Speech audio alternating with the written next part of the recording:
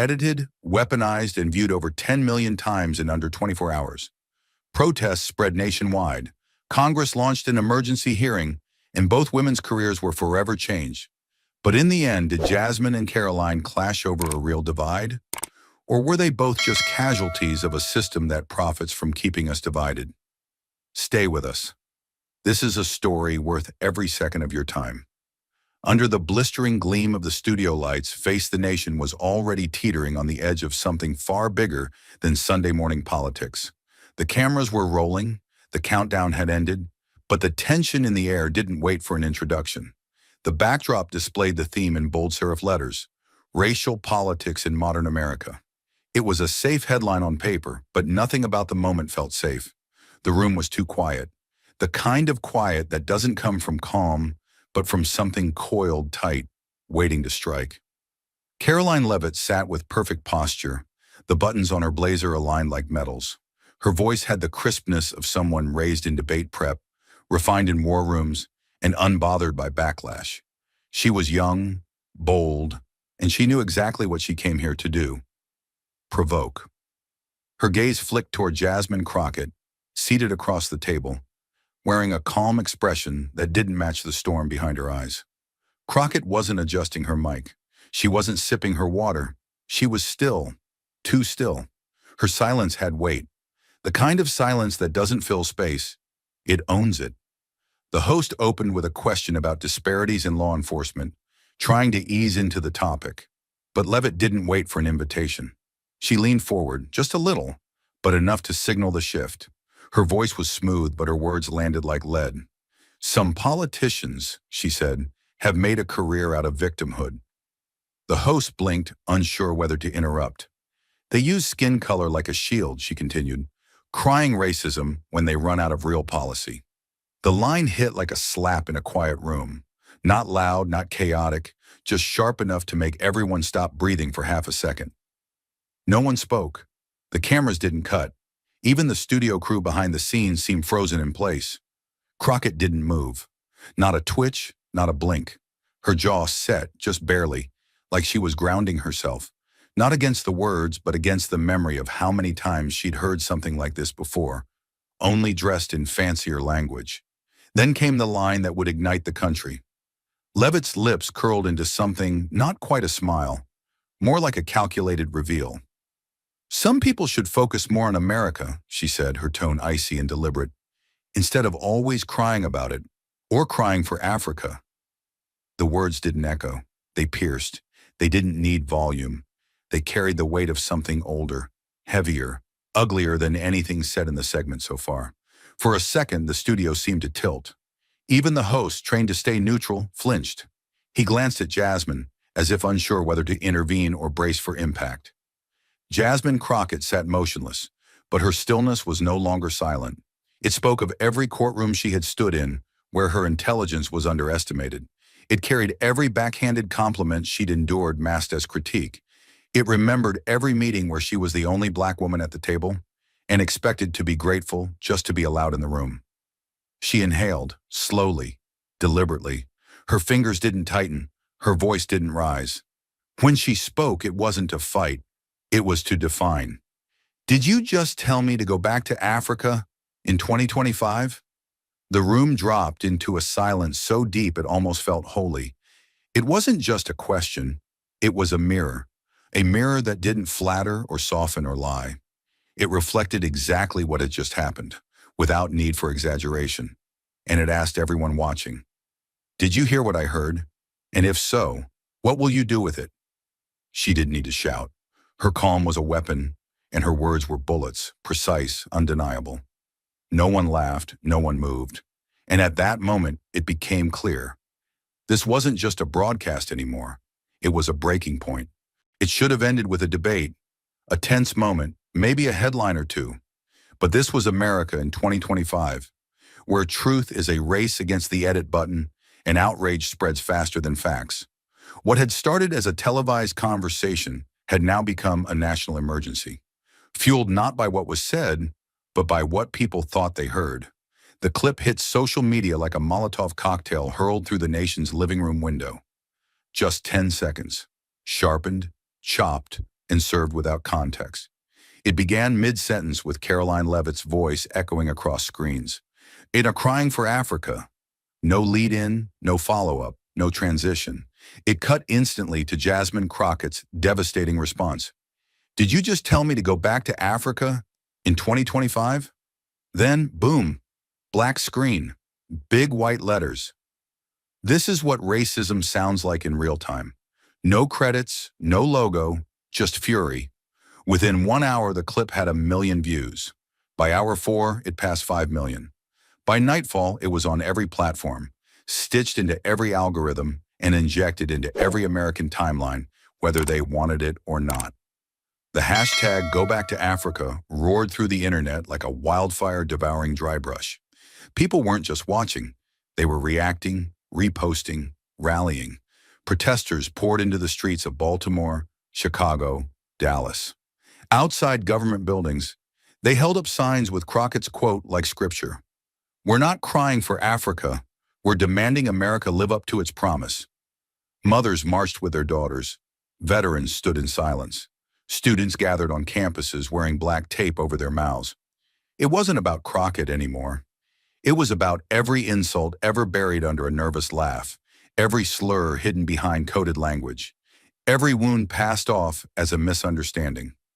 Meanwhile, Karoline Leavitt's world was collapsing in real time. Her campaign office was hit with hundreds of angry calls per minute. Her staff shut down all comments on social media, but it was too late. Her image, cold, defiant, edited into villainy, was everywhere. Graffiti appeared outside her New Hampshire office. Lipstick racism equals Leavitt. Protesters brought coffins labeled the death of decency. She went on camera that night to try and explain, but the damage had metastasized. No apology, no statement, no media spin could compete with the speed and clarity of that viral clip. Her words were no longer hers. The internet had decided what she meant. But the backlash wasn't one-sided. Conservative influencers, talk show hosts, and politicians quickly closed ranks around Leavitt. They called the video manipulated propaganda, a smear campaign, the latest chapter in the cancel culture playbook. Fox News aired segments comparing the clip to Jussie Smollett's hoax and Brett Kavanaugh's trial by public opinion. Posts with the hashtag media assassination gained traction. They showed side-by-side comparisons of the full video and the edited one, highlighting how Leavitt's larger point had been cut. "She never said it," one commentator insisted. "They made her say it."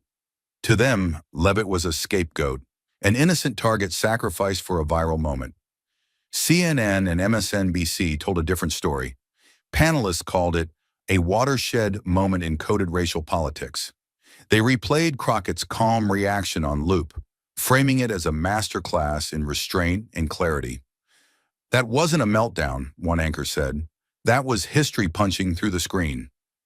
Editorials exploded. The Atlantic ran the headline, "The Moment the Mask Slipped." The New York Times called it a confrontation 2 decades in the making. Everywhere you turned, America was watching the same 10 seconds, over and over, but drawing entirely different conclusions. Jasmine Crockett sat alone in her office long after midnight, watching the storm unfold without ever touching the screen. Her phone had buzzed itself into silence. News outlets were begging for interviews. Civil rights leaders were reaching out. Campaign donors were offering millions. But none of it felt like a win. She hadn't set a trap. She hadn't planned to become a symbol. She just said the truth out loud and watched as the world broke apart trying to contain it. Her quote, raw, unscripted human, was now etched into the soul of the moment. But that didn't protect her. If anything, it made her a bigger target. Karoline Leavitt, too, sat in silence, staring at her own face looped in 1,000 versions of that same clip. One part of her wanted to scream, another wanted to disappear, but mostly she was stunned at how fast the world could turn on you. Not for what you meant, but for what they needed you to mean. She knew she'd never recover from this moment, whether she was innocent or not. Because in 2025, perception isn't just power, it's prosecution. And so the country splintered, not along lines of truth or policy, but along lines of loyalty. 2 women, 2 sentences, 1 clip, and a nation on fire. The clip had burned across every screen in America, But Jasmine Crockett knew fire alone didn't change anything. What mattered was who forced the system to stand in its heat. She had seen how fast outrage turned into distraction. So she moved quickly, deliberately, before the moment slipped into silence. At 6:45 a.m. on Wednesday morning, she stepped into the Capitol carrying a sealed envelope. 13 pages thick, no slogans, no cameras. Just law, just truth, just wait. She didn't stop to greet anyone. She didn't need to. The security guards nodded without question. Her heels echoed down the hallway like a countdown. She reached the desk outside the Judiciary Committee's chambers and slid the envelope across to the clerk. "Emergency hearing request," she said simply. The staffer glanced down. His eyes caught on the title. His lips moved as he read it. "Formal request for congressional hearing. Use of coded racial language in official discourse." He looked up. She didn't flinch. "Make sure it's read today," Jasmine added. "This isn't a political spat. This is a matter of national integrity." By midday, the story had already made front pages. Crockett moves to force hearing over Leavitt comments. Race and power collide on the Hill. The Judiciary Chair's office confirmed it just hours later. Emergency hearing, Friday, 9 a.m., room 226. The entire Capitol went still for a second, and then buzzed like a hornet's nest. Protesters outside the gates began chanting louder. On the Hill, aides whispered in hallways, reporters scrambled, and representatives checked their statements. The air in Washington, D.C. was charged. And Jasmine? She went home, closed the door, and waited. Friday arrived fast. The line to get inside stretched down the marble steps. Reporters clutched notepads with one hand and phones with the other. Protesters held signs reading, "Words matter. Don't send us back. We built this, and this is why we speak." Inside, the hearing room was packed. The walls were lined with aides. The gallery was full of press. Every seat was claimed. There were no second chances today, only the record. Jasmine Crockett walked in without an entourage. She wore navy blue, simple, silent, powerful. Her hair was pulled back. No paper in her hands, no binder, no stack of talking points. She didn't need them. Her presence spoke before she did. She sat down at the long desk, spine straight, hands folded. Her face was unreadable, but her eyes were steel. Across from her sat Karoline Leavitt, already in position. Her lawyer to her left, a statement in her hands, her jaw locked tight. She wore a white blazer that looked like it hadn't wrinkled since it left the hanger. But the tension in her shoulders betrayed the calm she was trying to fake. The chairman called the hearing to order. His voice was rougher than usual. Even he couldn't pretend this was business as usual. "This chamber convenes today," he began, "to address the use of potentially racially coded language within congressional discourse." A pause. "Congresswoman Crockett, you may proceed." Jasmine leaned in, slow. The microphone caught her breath before her voice. Then it came, clear, deliberate, unwavering. "I didn't come here for payback," she began. "I came here because Congress can't keep pretending words don't carry weight. That clip didn't go viral because people are sensitive.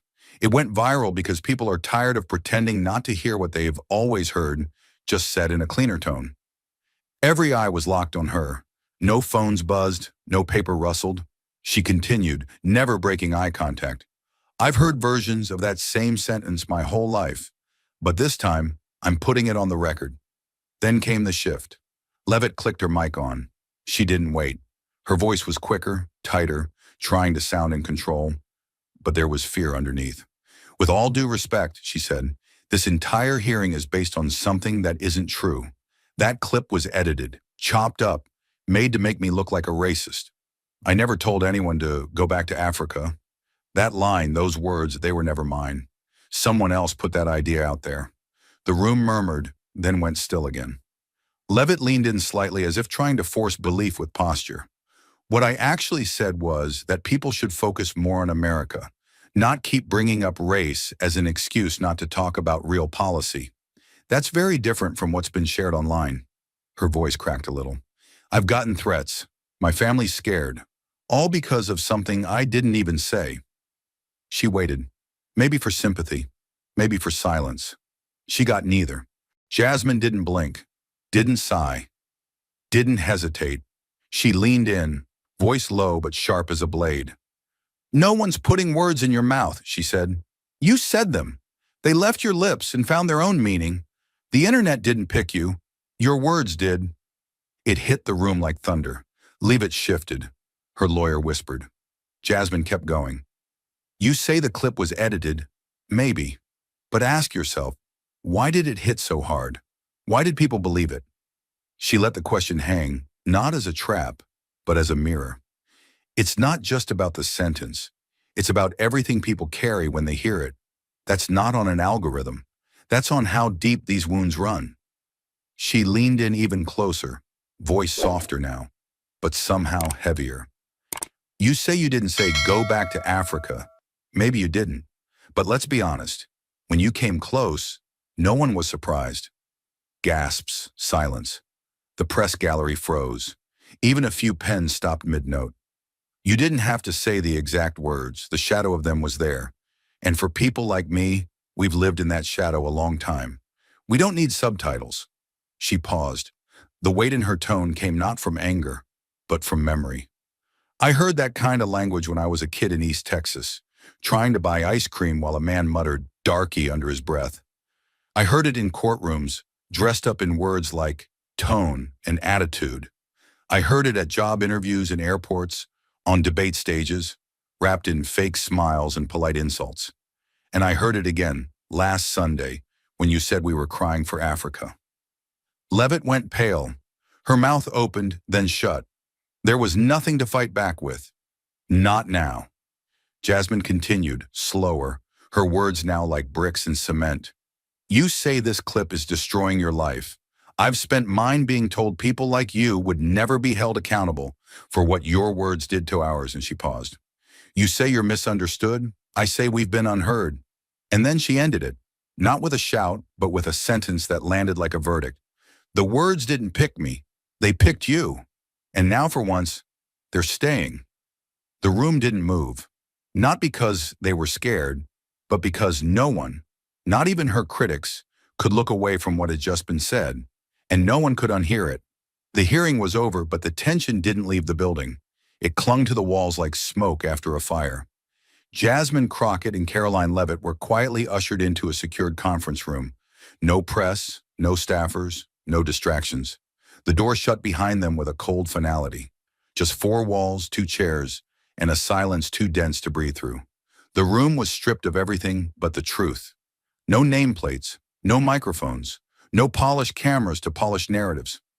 Just two women, one from East Texas, raised on stories of struggle and survival, the other from a different America, now thrown into a storm she never saw coming. They sat on opposite ends of a plain table. Neither one moved. The silence was not awkward. It was electric, heavy, waiting. Then Jasmine spoke, not to provoke, not to posture, but to name the weight neither of them could escape. Her voice was calm, but it carried the burn of something old. "You don't know what it feels like to be called that," she said quietly.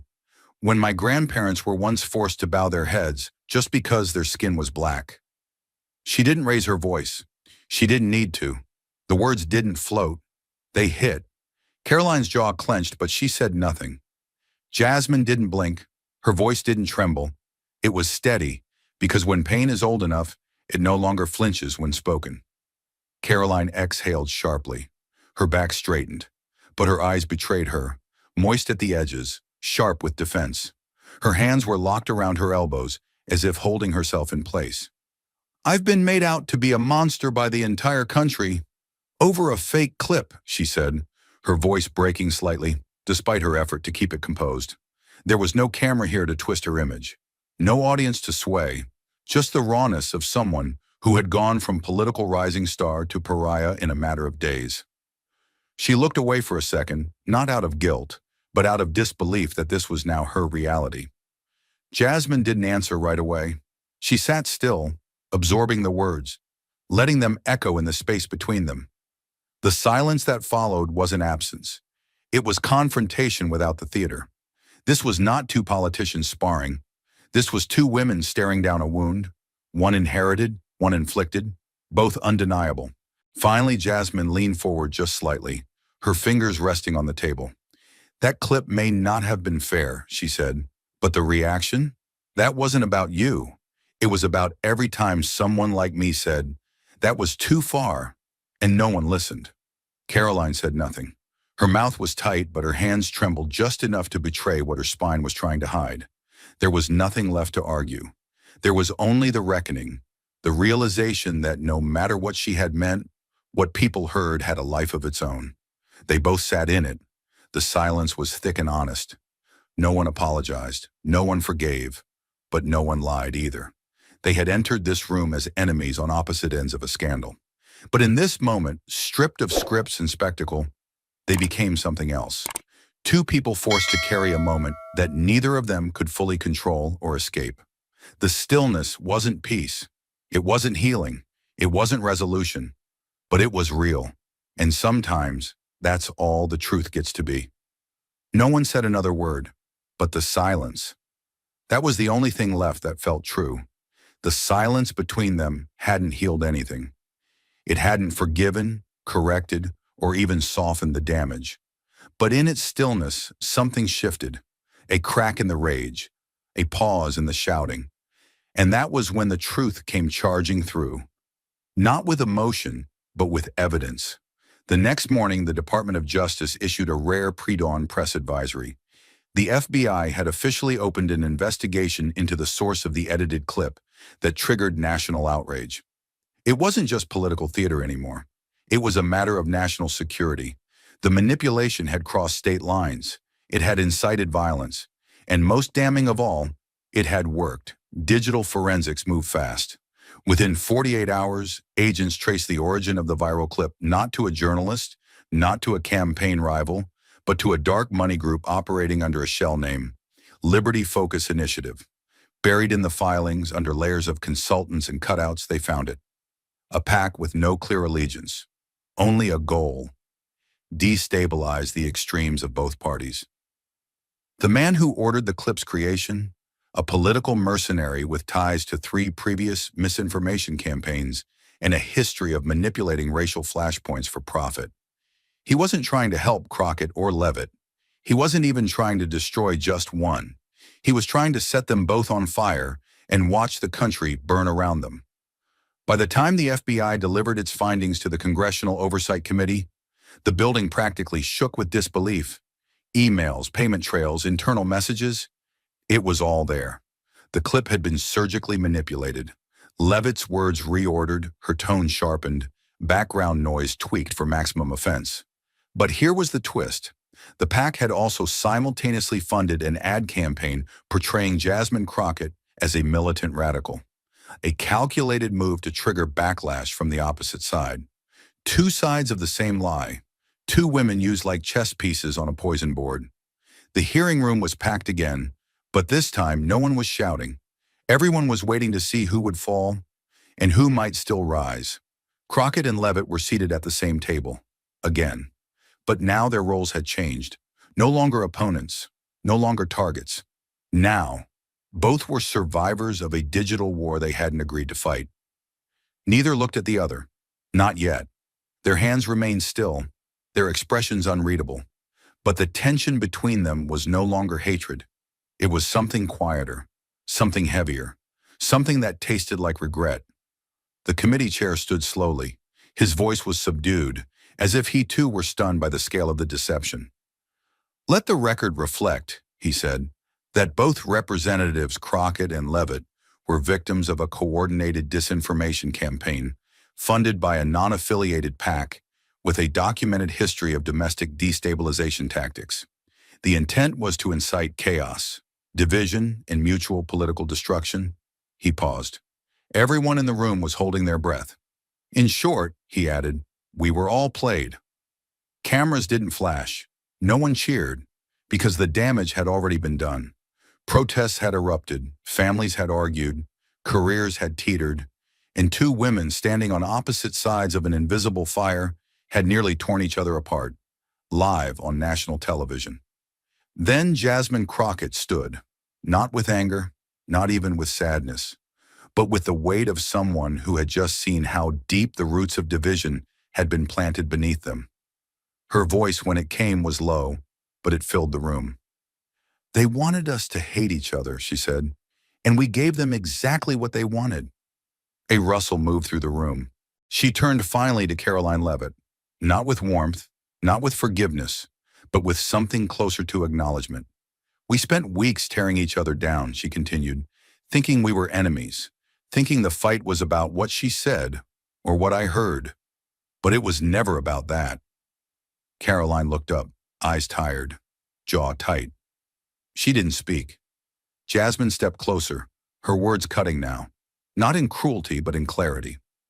"They didn't need to fake a war," she said. "We were ready to burn each other without a match." The room fell absolutely still. The line hit like a detonation, quiet but devastating. There were no gasps, just the kind of silence that makes people shift in their seats and look away. Because what she said wasn't rhetorical. It was uncomfortably, undeniably true. Reporters froze mid-sentence. Staffers swallowed hard. The chairman's hand trembled slightly as he closed his folder. And Karoline Leavitt? She didn't respond. She didn't deny. She didn't blink. She just stared back, as if finally realizing. This wasn't just a scandal. It was a mirror. And the image inside wasn't flattering for either of them. Jasmine Crockett's final words hadn't just stunned the room, they had rewired it. There was no applause, no outrage, just silence thick with the weight of what had nearly happened. And as the nation tried to exhale, Washington held its breath for what would come next. 2 days later, the Speaker of the House released an emergency order. Karoline Leavitt's floor privileges were temporarily suspended, pending the results of the FBI investigation. It was not a formal punishment yet, but it was the closest thing to political exile a sitting member could experience without losing their seat. She wasn't allowed to speak during sessions. Her votes were recorded by proxy. Her media requests were denied through official channels. Her name still sat on the directory, but her voice was gone. Outside the chamber, the headlines had already split in every direction. Conservative outlets called it a witch hunt, blaming digital manipulation and defending Leavitt as a victim of cancel culture. Progressive commentators warned it was only a cosmetic move, that it punished optics, not systems. But inside the Capitol, the mood was different. Staffers walked past her office with downcast eyes. No one lingered in her hallway. Even allies kept their distance.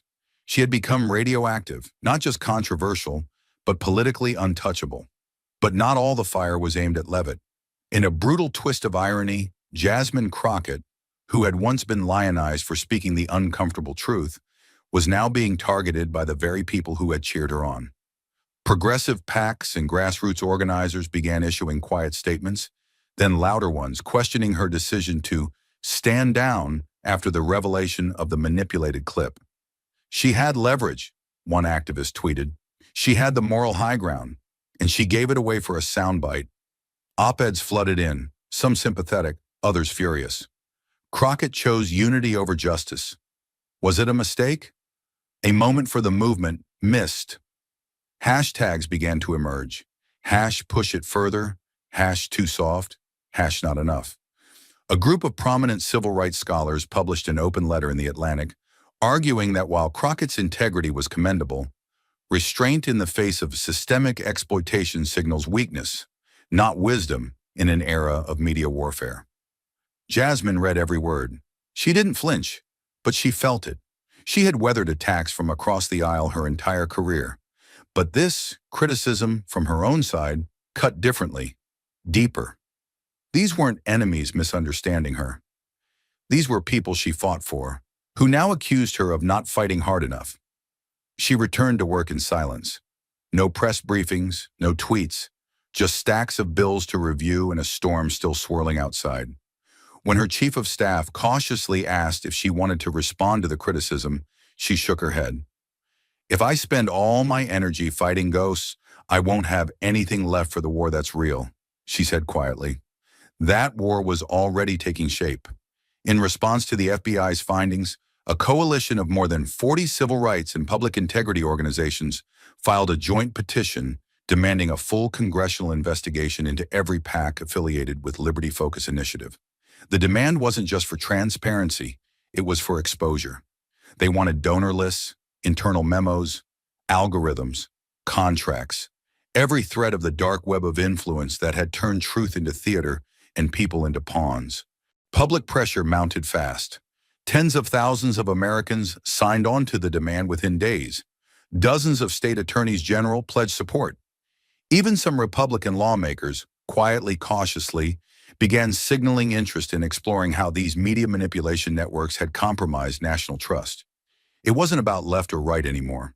It was about how close the country had come to burning down without ever striking a real match. Inside the House Oversight Committee, preparations for hearings were already underway. Subpoenas were drafted, testimonies were scheduled. But behind the closed doors of power, old instincts returned. Protect donors, delay action, shift blame. Whisper campaigns spread suggesting that maybe this went too far, that regulating political PACs could have unintended consequences. Jasmine could feel the machine tightening again. This wasn't about justice anymore. It was about containment. She sat in her office late one night, watching clips of her own speech on mute. The world had moved so fast, 1 minute a target, the next a hero, the next a disappointment. Her quote, "They didn't need to fake a war," had gone viral, printed on posters, shouted at protests, even turned into a t-shirt. But the truth she had named still hadn't been dealt with. It was being packaged, sold, softened. She picked up a briefing folder full of redacted names and classified findings and set it down again. What haunted her wasn't the fallout. It was the ease with which someone had pulled the strings and the speed with which the public turned on the wrong people. And somewhere down the hall, Karoline Leavitt sat in her office, still silenced, still bitter, still waiting for a system she had believed in to tell her what she had become. Both women were trapped in a storm neither of them started. Both were being watched, and both knew this wasn't the end. This was only the next setup, the next move, the next lie waiting to be told. The silence between them hadn't healed anything. It hadn't forgiven, corrected, or even softened the damage. But in its stillness, something shifted, a crack in the rage, a pause in the shouting.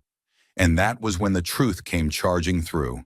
Not with emotion, but with evidence. In the days following the explosive revelation of the manipulated clip, the media frenzy reached a fever pitch.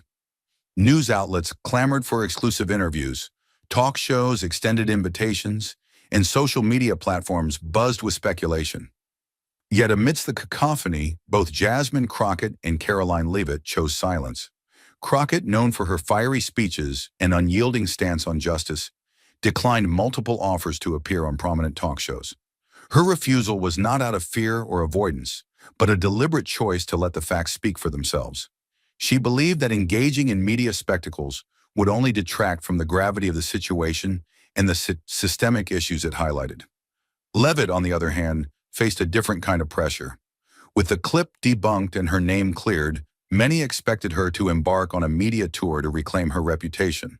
However, she too declined interviews, choosing not to capitalize on the controversy.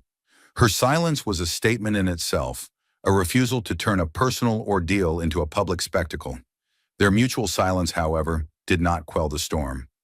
Social media platforms became battlegrounds of opinion, with users dissecting every aspect of the incident. Hashtags trended, memes circulated, and debates raged on. Some accused Crockett of missing an opportunity to highlight systemic racism, while others criticized Leavitt for not speaking out against the manipulation sooner. The digital world demanded explanations, apologies, and accountability, but received none. In the absence of direct statements, narratives were constructed and deconstructed by the public. Supporters and detractors of both women projected their interpretations onto the silence, turning it into a canvas for their beliefs and biases.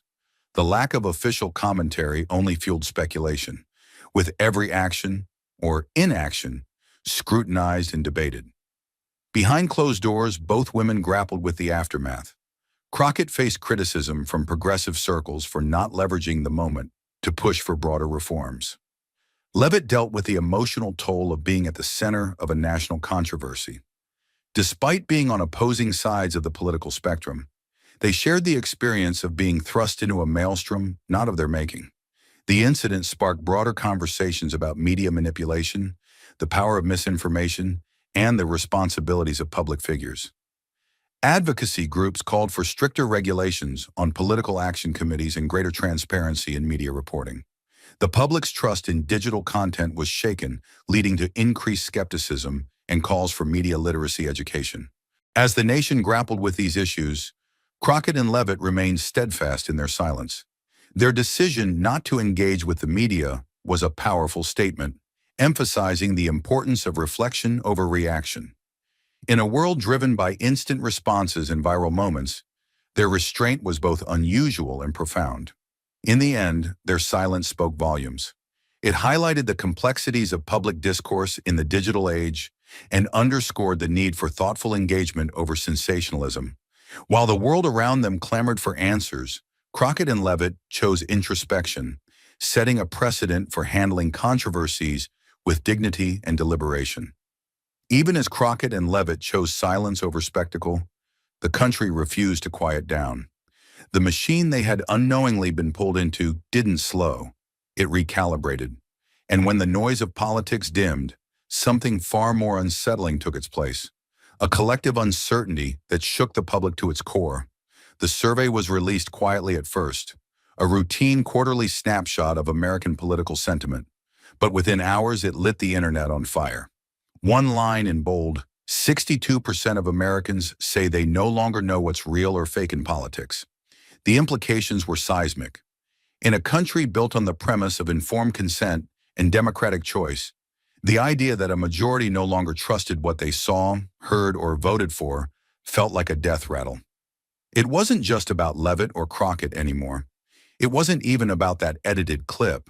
It was about the realization that truth itself had become unstable currency, traded, manipulated, repackaged, until even the most politically engaged citizens found themselves unsure whether they were witnessing history or illusion. Social media platforms filled with confessions and laments. "I believed the clip," wrote one user. "I believed it because I wanted to." Another posted a single sentence that was shared over 50,000 times in a day. "If we can't agree on what's real, how can we ever agree on what's right?" Cable news tried to contain the fallout with panels and pundits, but their words rang hollow. For years, they had fed the machine. Now the machine was eating itself.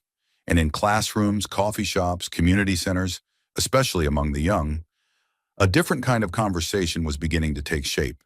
They weren't asking whether Crockett or Leavitt had won. They were asking, are we all just puppets in a rigged system? Teenagers on TikTok created videos mapping political narratives like conspiracy thrillers. College students published zines with bold, jagged titles: "The Manufactured Fight," "Pixels and Puppets," and "Polarization is the Product." Activist collectives formed overnight, not against parties, but against algorithms, bots, and billionaire-funded disinformation labs. In forums once dominated by memes and music debates, young people were suddenly dissecting how politics had become performance and how easily they had all played along. One viral video, stitched from protest footage and congressional hearings, ended with a simple question that echoed across timelines. What if the real enemy is the system that profits from us hating each other? But this awakening didn't bring clarity. It brought a deeper kind of disorientation. If everything could be faked, if outrage could be engineered, if even the truth could be weaponized, then what exactly were people fighting for?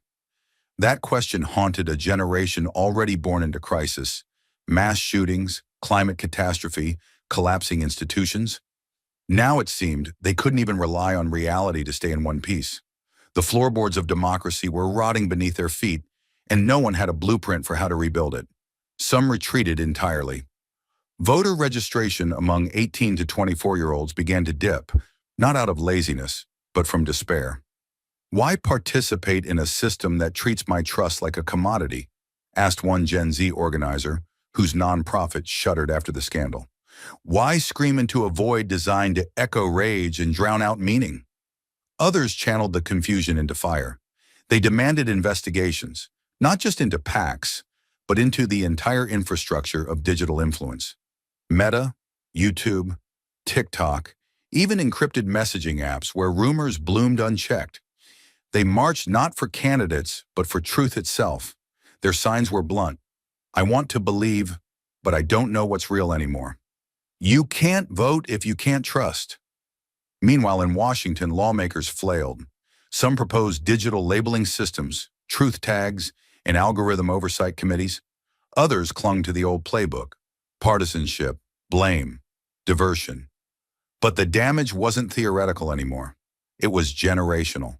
A breach had opened. Between the governed and the governing, between perception and reality, between past belief and present confusion. And no one could pretend it hadn't. And in the heart of that breach stood the symbol no one asked for, but everyone recognized: Jasmine Crockett. She hadn't created the crisis. She hadn't solved it. But her silence, her restraint, her refusal to turn trauma into theater had marked a line in the sand. One young woman wrote on Instagram, "Crockett didn't take the bait. She didn't let the moment use her. That makes her the first real leader I've seen in years." But others disagreed.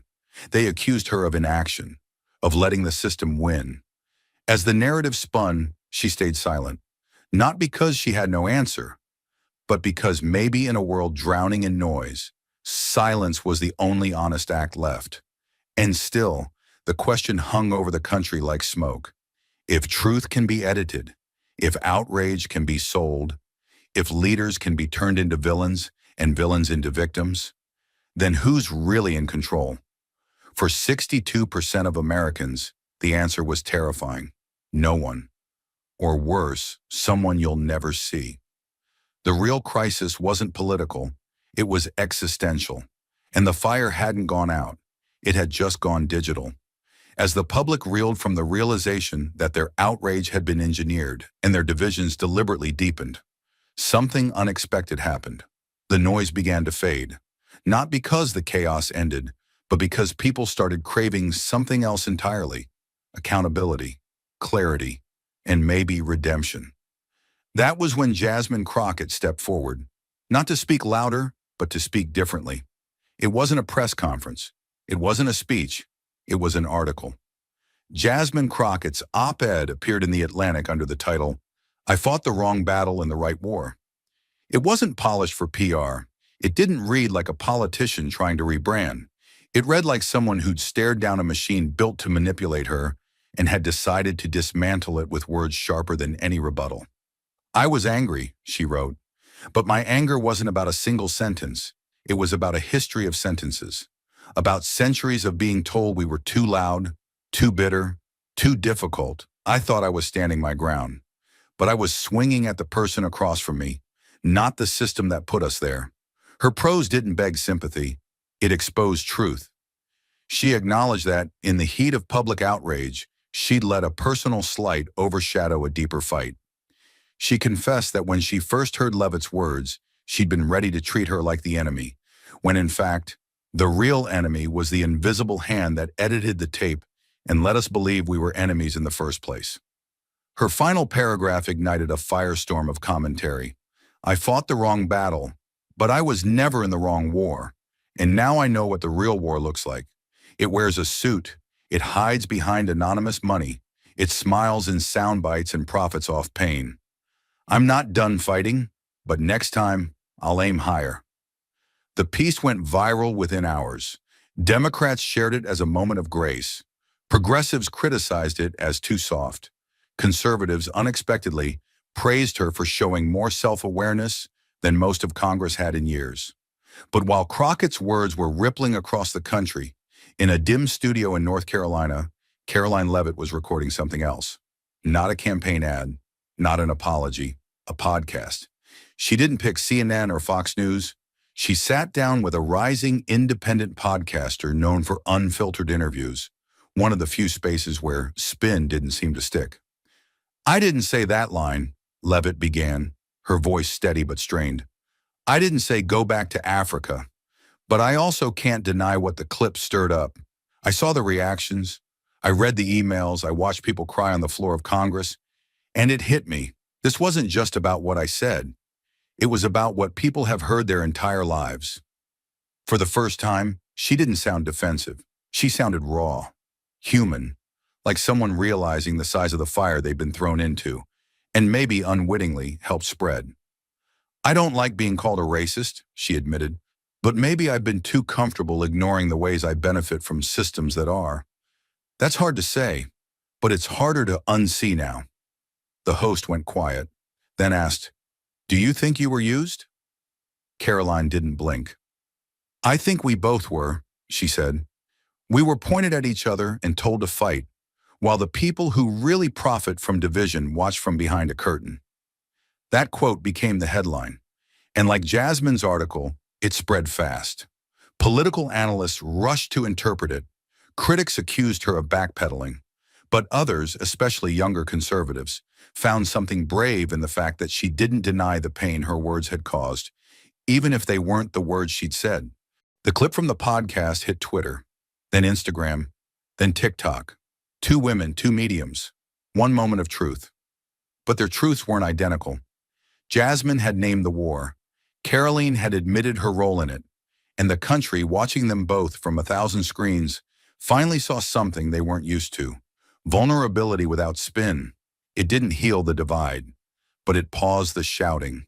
And in a nation addicted to noise, that silence was revolutionary. Outside the Beltway, something else began to shift. High school teachers used Jasmine's article to start classroom debates. Political science professors broke down Karoline's interview in ethics lectures. Churches quoted both women during sermons. For a brief, flickering moment, the conversation moved away from tribal blame and towards something rarer, shared introspection. A freshman at Howard University posted, "I don't agree with either of them all the time, but that's not the point. I believed the lie because it fit my anger, and now I have to ask why." That comment was liked over 100,000 times. Back in Washington, Crockett and Leavitt hadn't spoken since the private room, but now they were speaking to each other in a different way. Through reflections that didn't excuse but examined. Through pain that didn't deflect but revealed. And somewhere in that space, in that raw, uncomfortable middle ground where no one wins cleanly, they had both started to become something America hadn't seen in a long time. Not politicians, not victims, not gladiators in a rigged arena, but mirrors. And in a country that couldn't tell real from fake anymore, that was maybe the most powerful thing they could be. Their voices had once echoed through the chambers of Congress, igniting debates and drawing national attention. Now, years later, the immediate clamor had subsided, but the reverberations of their confrontation continued to shape discussions in classrooms and beyond. 5 years had passed since Jasmine Crockett and Karoline Leavitt last held office. The political arena had evolved, new figures had emerged, and the relentless news cycle had moved on. Yet their names remained etched in the collective memory, not as mere footnotes, but as pivotal figures in a transformative period of American politics. In universities across the nation, courses on political communication, media ethics, and racial polarization featured case studies dissecting the Crockett-Leavitt incident. Professors presented students with the infamous edited clip, prompting analyses of media manipulation and its consequences. Discussions delved into the ethical responsibilities of public figures, the role of social media in shaping narratives, and the deep-seated divisions that the incident had laid bare. One lecture hall at Georgetown University bore witness to a particularly intense debate. A student posed a question that hung heavily in the air. Did we, as a society, rush to judgment, allowing our biases to cloud our perception of truth? Another responded, perhaps, but the emotions stirred were real, even if the catalyst was fabricated. These exchanges underscored the complexities of the incident, revealing layers of societal introspection and the challenges of navigating a polarized landscape. Beyond academia, the incident had permeated popular culture. Documentaries recounted the events, podcasts revisited the fallout, and think pieces reflected on the broader implications. The narrative had transcended its origins, becoming emblematic of a nation's struggle with truth, identity, and reconciliation. Log in or sign up to view Crockett, having returned to her roots in community activism, often spoke at events focused on media literacy and civic engagement. She emphasized the importance of critical thinking and the dangers of echo chambers. Leavitt, meanwhile, had transitioned into a role as a media consultant, advocating for transparency and ethical standards in journalism. Their paths, though divergent, reflected a shared commitment to fostering a more informed and empathetic society. In a poignant moment during a symposium on political ethics, a moderator posed a final question to the panel. Have we, in our fervor, ever silenced a truth simply because it was spoken by someone we opposed? The room fell silent, the weight of the inquiry settling over the audience. It was a question without easy answers, one that encapsulated the enduring legacy of the Crockett-Leavitt episode. Their story served as a cautionary tale and a call to action, a reminder of the perils of polarization and the imperative of seeking understanding amidst discord. In the annals of American political history, the confrontation between Jasmine Crockett and Karoline Leavitt remained a defining moment, prompting reflection on the values that underpin a democratic society.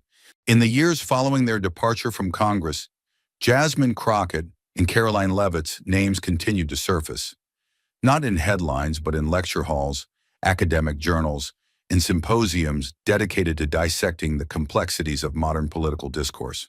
Their confrontation, once a fleeting moment in the relentless news cycle, had transcended its origins, becoming a seminal case study in the interplay between media manipulation, racial dynamics, and political polarization. At universities across the nation, courses on political communication and media ethics incorporated the Crockett-Leavitt incident into their curricula. Professors presented students with the infamous edited clip, prompting discussions on the ethical responsibilities of journalists, the susceptibility of the public to misinformation, and the broader implications of deepfake technology in shaping political narratives. Students analyzed the incident from multiple angles, debating the roles of both politicians and media outlets in perpetuating divisive rhetoric.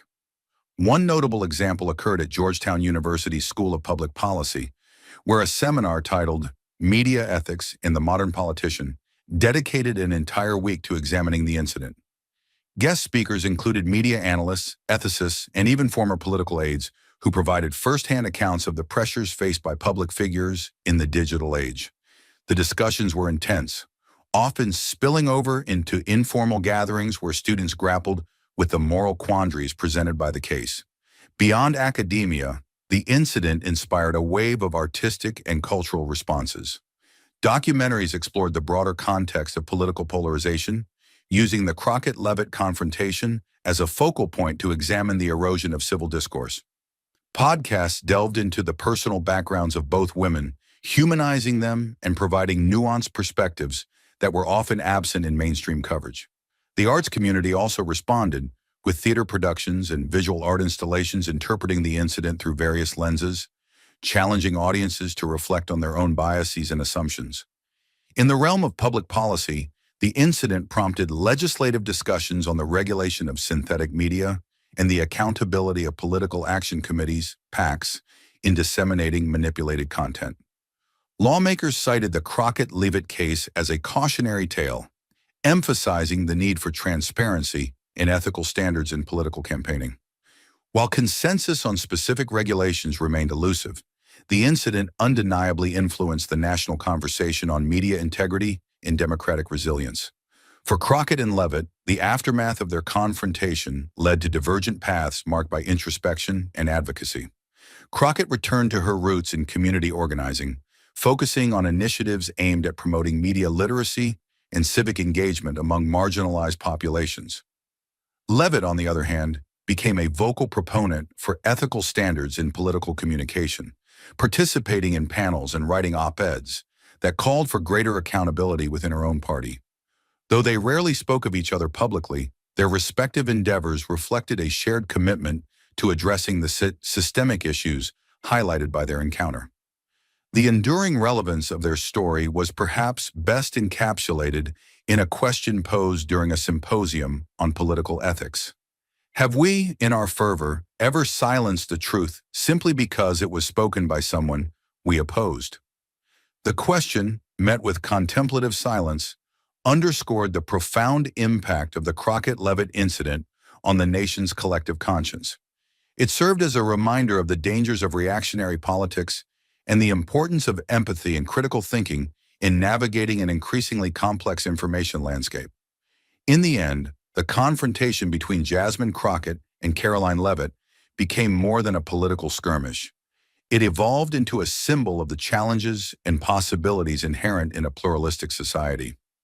Their story, preserved in academic discourse and cultural memory, continued to provoke reflection and dialogue, ensuring that the lessons gleaned from their experience would inform future generations striving for a more ethical and inclusive political discourse. You could almost miss it. No marble statue, no commemorative plaque, no solemn ceremony with bipartisan speeches. There was no monument, just echoes.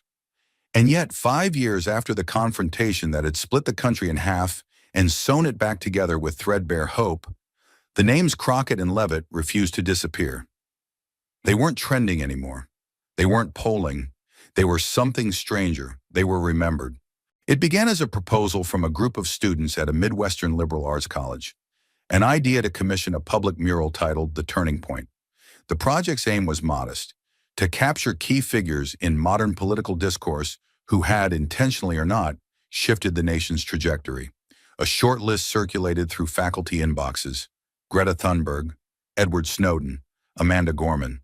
And then, unexpectedly, two names no one could agree on: Jasmine Crockett and Karoline Leavitt. The backlash was immediate. One side called it glorification. They didn't solve anything, one email read. They were just a soundbite war gone viral. Another countered, that's exactly why they matter, because they were never supposed to matter, but they did. Debates erupted, not in Congress, but in classrooms, bookstores, church basements. Should we memorialize conflict? Should we honor imperfection? Could two women on opposite ends of every spectrum, race, politics, even truth itself, be remembered not for the side they took, but for the mirror they forced us to stare into? The mural was never built. University funding was quietly reallocated. The artists they'd contracted never received final approval, but something had already begun. In a warehouse gallery on Chicago's South Side, a local painter unveiled a solo exhibition titled Unspoken. The centerpiece was a 7-foot-tall canvas, two silhouettes back-to-back, blurred at the edges as if dissolving into static. One wore a congressional pin, the other held a microphone. Neither had a face. Beneath the painting were 10 simple words. They weren't heroes, they were human. And maybe that's what scared us. The photo of the piece went viral, but not in outrage, in silence. People didn't scream in the comments. They stared. They tagged friends. They said nothing for 3 full seconds. And that, in the age of instant judgment, felt like a kind of revolution. Soon other pieces followed. Spoken word poets in New York began referencing the Crockett divide and the Leavitt edit as shorthand for moments when perception outpaced fact. College essays opened with phrases like, as we saw during the Leavitt-Crockett fallout. High school civics teachers used the incident as a case study, not in who was right or wrong, but in what happens when two people are forced to carry a nation's fractures on their backs. Somewhere along the way, the story stopped being about one sentence said or not said. It became about all the sentences we never let people finish. In Houston, a retired judge who had once dismissed Jasmine as loud gave a commencement speech at a law school. He said nothing of his past, but in his closing line, he looked into the audience and said, lead like Crockett, learn like Leavitt, listen like we should have the first time. There were no public apologies, no televised reconciliations, but neither woman faded. Jasmine began guest lecturing in universities, not as a politician, but as a survivor of modern discourse. She opened her talks with a quote not from a president, but from a protester outside the courthouse years ago. We believed the fake version because the real one felt impossible. Karoline declined political invitations but appeared on panels about misinformation and rhetorical trauma. She never asked for forgiveness, but once on stage in front of hundreds, she said, my mistake wasn't just what I said or didn't say. It was not understanding the weight of the stage I was standing on.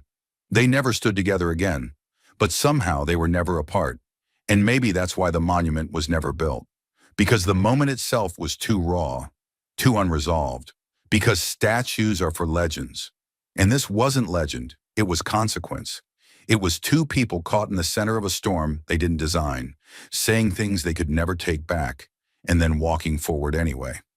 It was America being handed a Rorschach test, and realizing what it saw said more about itself than the people on screen.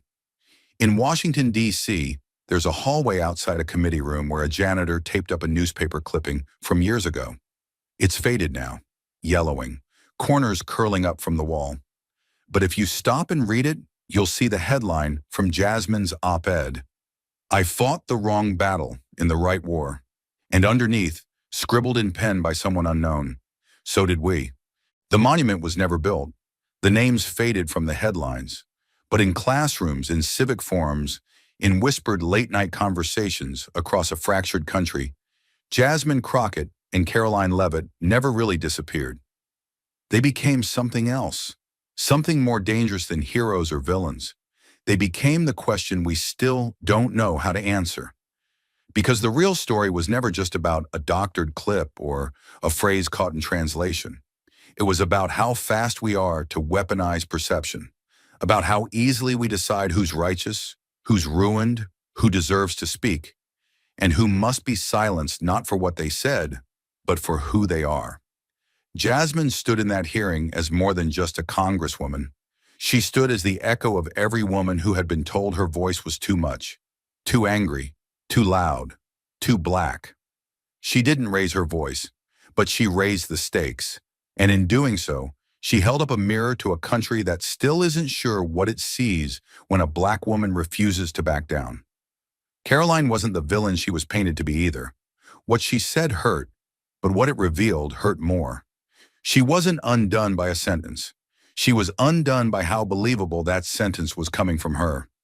And that's the real fire we've never learned how to touch without getting burned. The truth doesn't have to be literal to be real. Sometimes a tone carries more history than a slur. Sometimes silence carries more guilt than shouting. Neither of them asked for what happened. Neither of them truly won, because in this age, you don't need to be wrong to lose. You just need to be hated at the wrong time. And they were, both of them, torn apart not by each other, but by a nation too divided to hear anything without choosing a side before the first word landed. So what is the lesson? That maybe we've trained ourselves to hate the message if we don't like the messenger. That we're so busy scoring points that we've forgotten how to listen. That we let algorithms dictate our emotions and outrage replace understanding. That two women so different, so fiercely principled in opposite ways, could both become victims of the same machine. And still the deepest cut is this. When truth comes from the mouth we mistrust most, we don't challenge it. We erase it. Jasmine Crockett tried to tell us what racism sounds like when it isn't wearing a hood. Karoline Leavitt tried to tell us what it feels like to be hated for something you didn't say, but couldn't fully explain. And both were buried under the weight of our need to win an argument instead of face a reality. This wasn't a clash between good and evil. It was a collision between trauma and tone deafness, history and hubris. And that's what made it human. That's what made it real. So no, there was no statue, no plaque, no moment of closure. But there was a final question, the one still etched into the walls of every debate, every classroom, every restless conscience that watched this story unfold and felt something crack inside. Have we ever killed the right idea just because it came from the wrong mouth? If you're still trying to figure out who was right, you missed the point. Because this was never about winning. It was about waking up. And the cost of staying asleep? 2 names that will outlast 1,000 hashtags. Thank you for watching until this moment and for standing with us on this journey for justice. Your support means everything. Like, subscribe, and turn on notifications so you never miss what's next. And we'd love to hear your thoughts. Leave a comment below and let us know what moved you most in this story. Together, our voices make a difference. In just seconds during a live congressional hearing, Jasmine Crockett did what no one had dared to attempt in 30 years. She silenced a sitting Supreme Court justice on national television. Right in front of the cameras, she exposed Clarence Thomas's secret luxury trips, hidden tuition payments, and undisclosed ties to billionaire Harlan Crow. This wasn't a debate, It was a public unmasking of corruption at the highest level of American justice. The room froze. Millions watched. And now the question echoes across the country. What exactly did Jasmine say? Stay with us. This is a story worth every second of your time. Under the dim morning light of her Capitol Hill office, Representative Jasmine Crockett flipped through a folder that hadn't come through official channels. No stamp, no signature, just a thick packet delivered quietly by a man who said only, "This is for her eyes only." Inside were private flight manifests, luxury resort bookings, and tuition payments, all linked to Justice Clarence Thomas and billionaire Harlan Crow. None of it appeared on public disclosure forms. One page showed Thomas smiling aboard Crow's yacht. Another included a handwritten note. "Appreciate your consistency. Same time next year?" Jasmine's hand stayed steady, but her jaw tightened. These weren't mistakes. They were patterns. And the system wasn't failing. It was being rigged. At the back, a typed memo. "This goes deeper than Crow. Follow the rulings." Someone had to speak. Jasmine sat still, but her silence wasn't surrender. It was calculation. She had fought against bias her whole career. But this wasn't just bias. This was entitlement wrapped in a robe. Her eyes burned, not with shock, but with resolve. She wasn't angry at the wealth. She was furious at how it was used, to bend law behind closed doors while preaching justice in public. And now the pages in front of her pulled her deeper, into a world hidden behind polished chambers and ceremonial oaths. A world where power didn't just influence decisions, it selected outcomes over drinks, under chandeliers, far from the reach of public scrutiny. Jasmine had spent her career challenging the idea that justice was blind. But what stared back at her now wasn't a blindfolded figure. It was a man in a robe, sailing on borrowed yachts, smiling like he'd never once feared being caught. The photographs were quiet but damning. In one, Clarence Thomas stood barefoot on the polished deck of a luxury yacht floating off the coast of Bali, his robe replaced with a linen shirt, his hand wrapped around a glass of scotch. Next to him, Harlan Crow, relaxed, casual, pointing out across the ocean like they were gods admiring their domain. Seated nearby was a defense contractor whose multi-billion-dollar lawsuit against the government had reached the Supreme Court just weeks before. There was no distance. No protocol, just men who knew the outcome of that case long before the oral arguments began. Another image showed a dinner in the Adirondacks, an intimate table set for 7 in a candlelit private lodge. No reporters, no oversight, just Thomas, Crow, and CEOs from energy, pharmaceuticals, and finance. One of the executives, mid-laugh, leaned in toward Thomas as if telling a joke. But Jasmine knew better. That closeness wasn't about humor. It was about understanding, an unspoken deal, the kind made without words and sealed with access. Everything about the scenes screamed quiet immunity.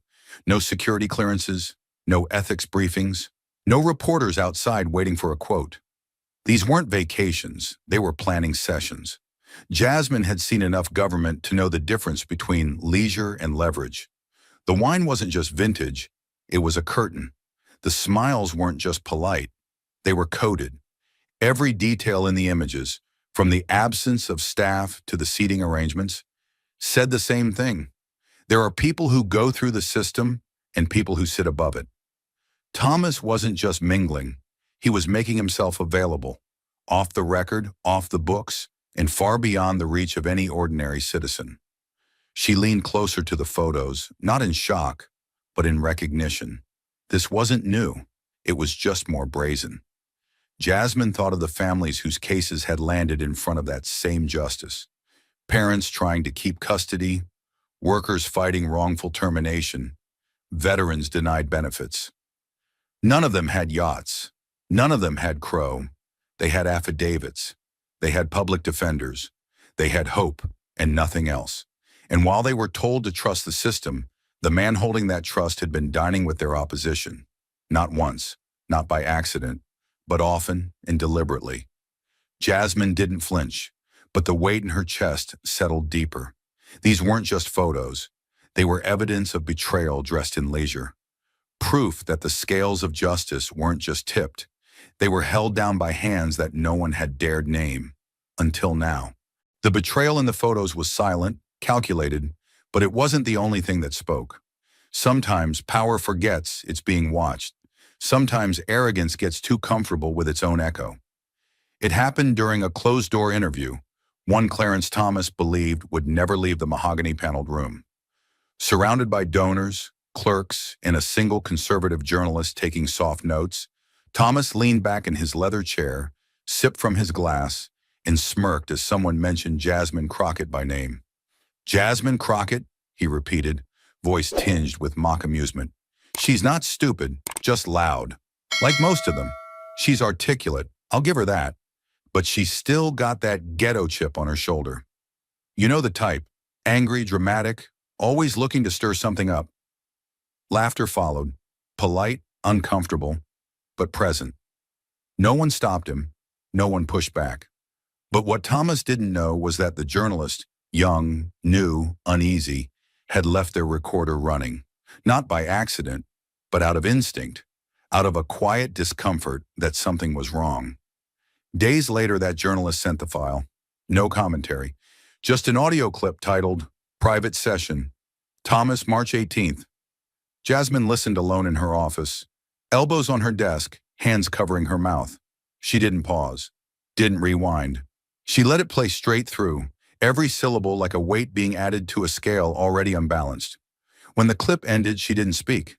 She stared out the window for a long time, then whispered to herself, "That's what they think when they believe no one's listening." She could have leaked it, could have dropped it to the press and let the internet explode. But that would have been easy and fleeting. Jasmine chose something else. She would bring it to the one place where Thomas couldn't hide behind robes or donors or laughter. The hearing, on record, face to face. She chose confrontation, not headlines. This wasn't about embarrassing him. It was about exposing the rot, live and undeniable, where the country would be forced to look it in the eye. Within 72 hours, the House Committee on Judicial Ethics issued a rare emergency summons, a public hearing to review allegations of undisclosed gifts and conflicts of interest tied to Justice Clarence Thomas. The gravity of the situation was unmistakable. This wasn't some partisan theater. This was an unprecedented breach of judicial integrity. Thomas, used to maneuvering behind closed doors and protected chambers, accepted the invitation with a calculated calm. He had no intention of backing down. In his mind, it would be another political stunt. He'd weather it with charm, legal ambiguity, and the same untouchable presence he'd cultivated for decades. What he didn't expect, what he couldn't fathom, was Jasmine Crockett seated at the dais, waiting not with noise or theatrics, but with precision and restraint. The cameras rolled, C-SPAN lit up, news networks interrupted regular programming. Across America, living rooms, cafes, classrooms, and courtrooms fell silent. The robe had arrived. But this time, the questions would be direct, sharp, and impossible to dodge. She wasn't there to make a scene. She was there to make a record. And the moment Clarence Thomas saw her seated across from him, calm and composed with a single manila folder in her hand, he mistook her stillness for weakness. He entered the hearing room with the ease of a man who believed the law was still his shield. His black suit was immaculate, his robe draped neatly over one arm as if ceremonial. As flash bulbs burst and microphones swiveled, he glanced toward the long table of committee members, his eyes landing squarely on Jasmine Crockett. He leaned toward his counsel and muttered with a smirk, "Let the little woke warrior have her moment. Then we'll crush her." The remark wasn't caught on mic, but his tone carried. A nearby aide flinched. Jasmine didn't react. She heard it, but she was already beyond the insult. The stage was set, and she hadn't come to perform. She'd come to dismantle the theater. When it was his turn to speak, Thomas adopted the well-worn cadence of judicial formality, the tone that had once commanded deference from senators and presidents alike. "Every justice," he began, voice slow, measured, "is entitled to a private life, friendships, travel.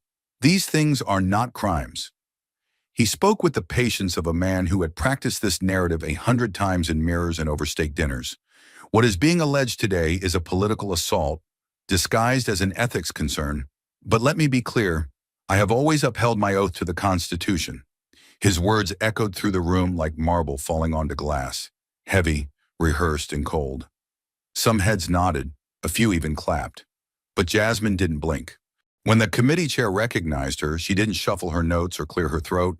She simply leaned forward and asked, "Justice Thomas, do you recall a 10-day trip to Indonesia in July 2019?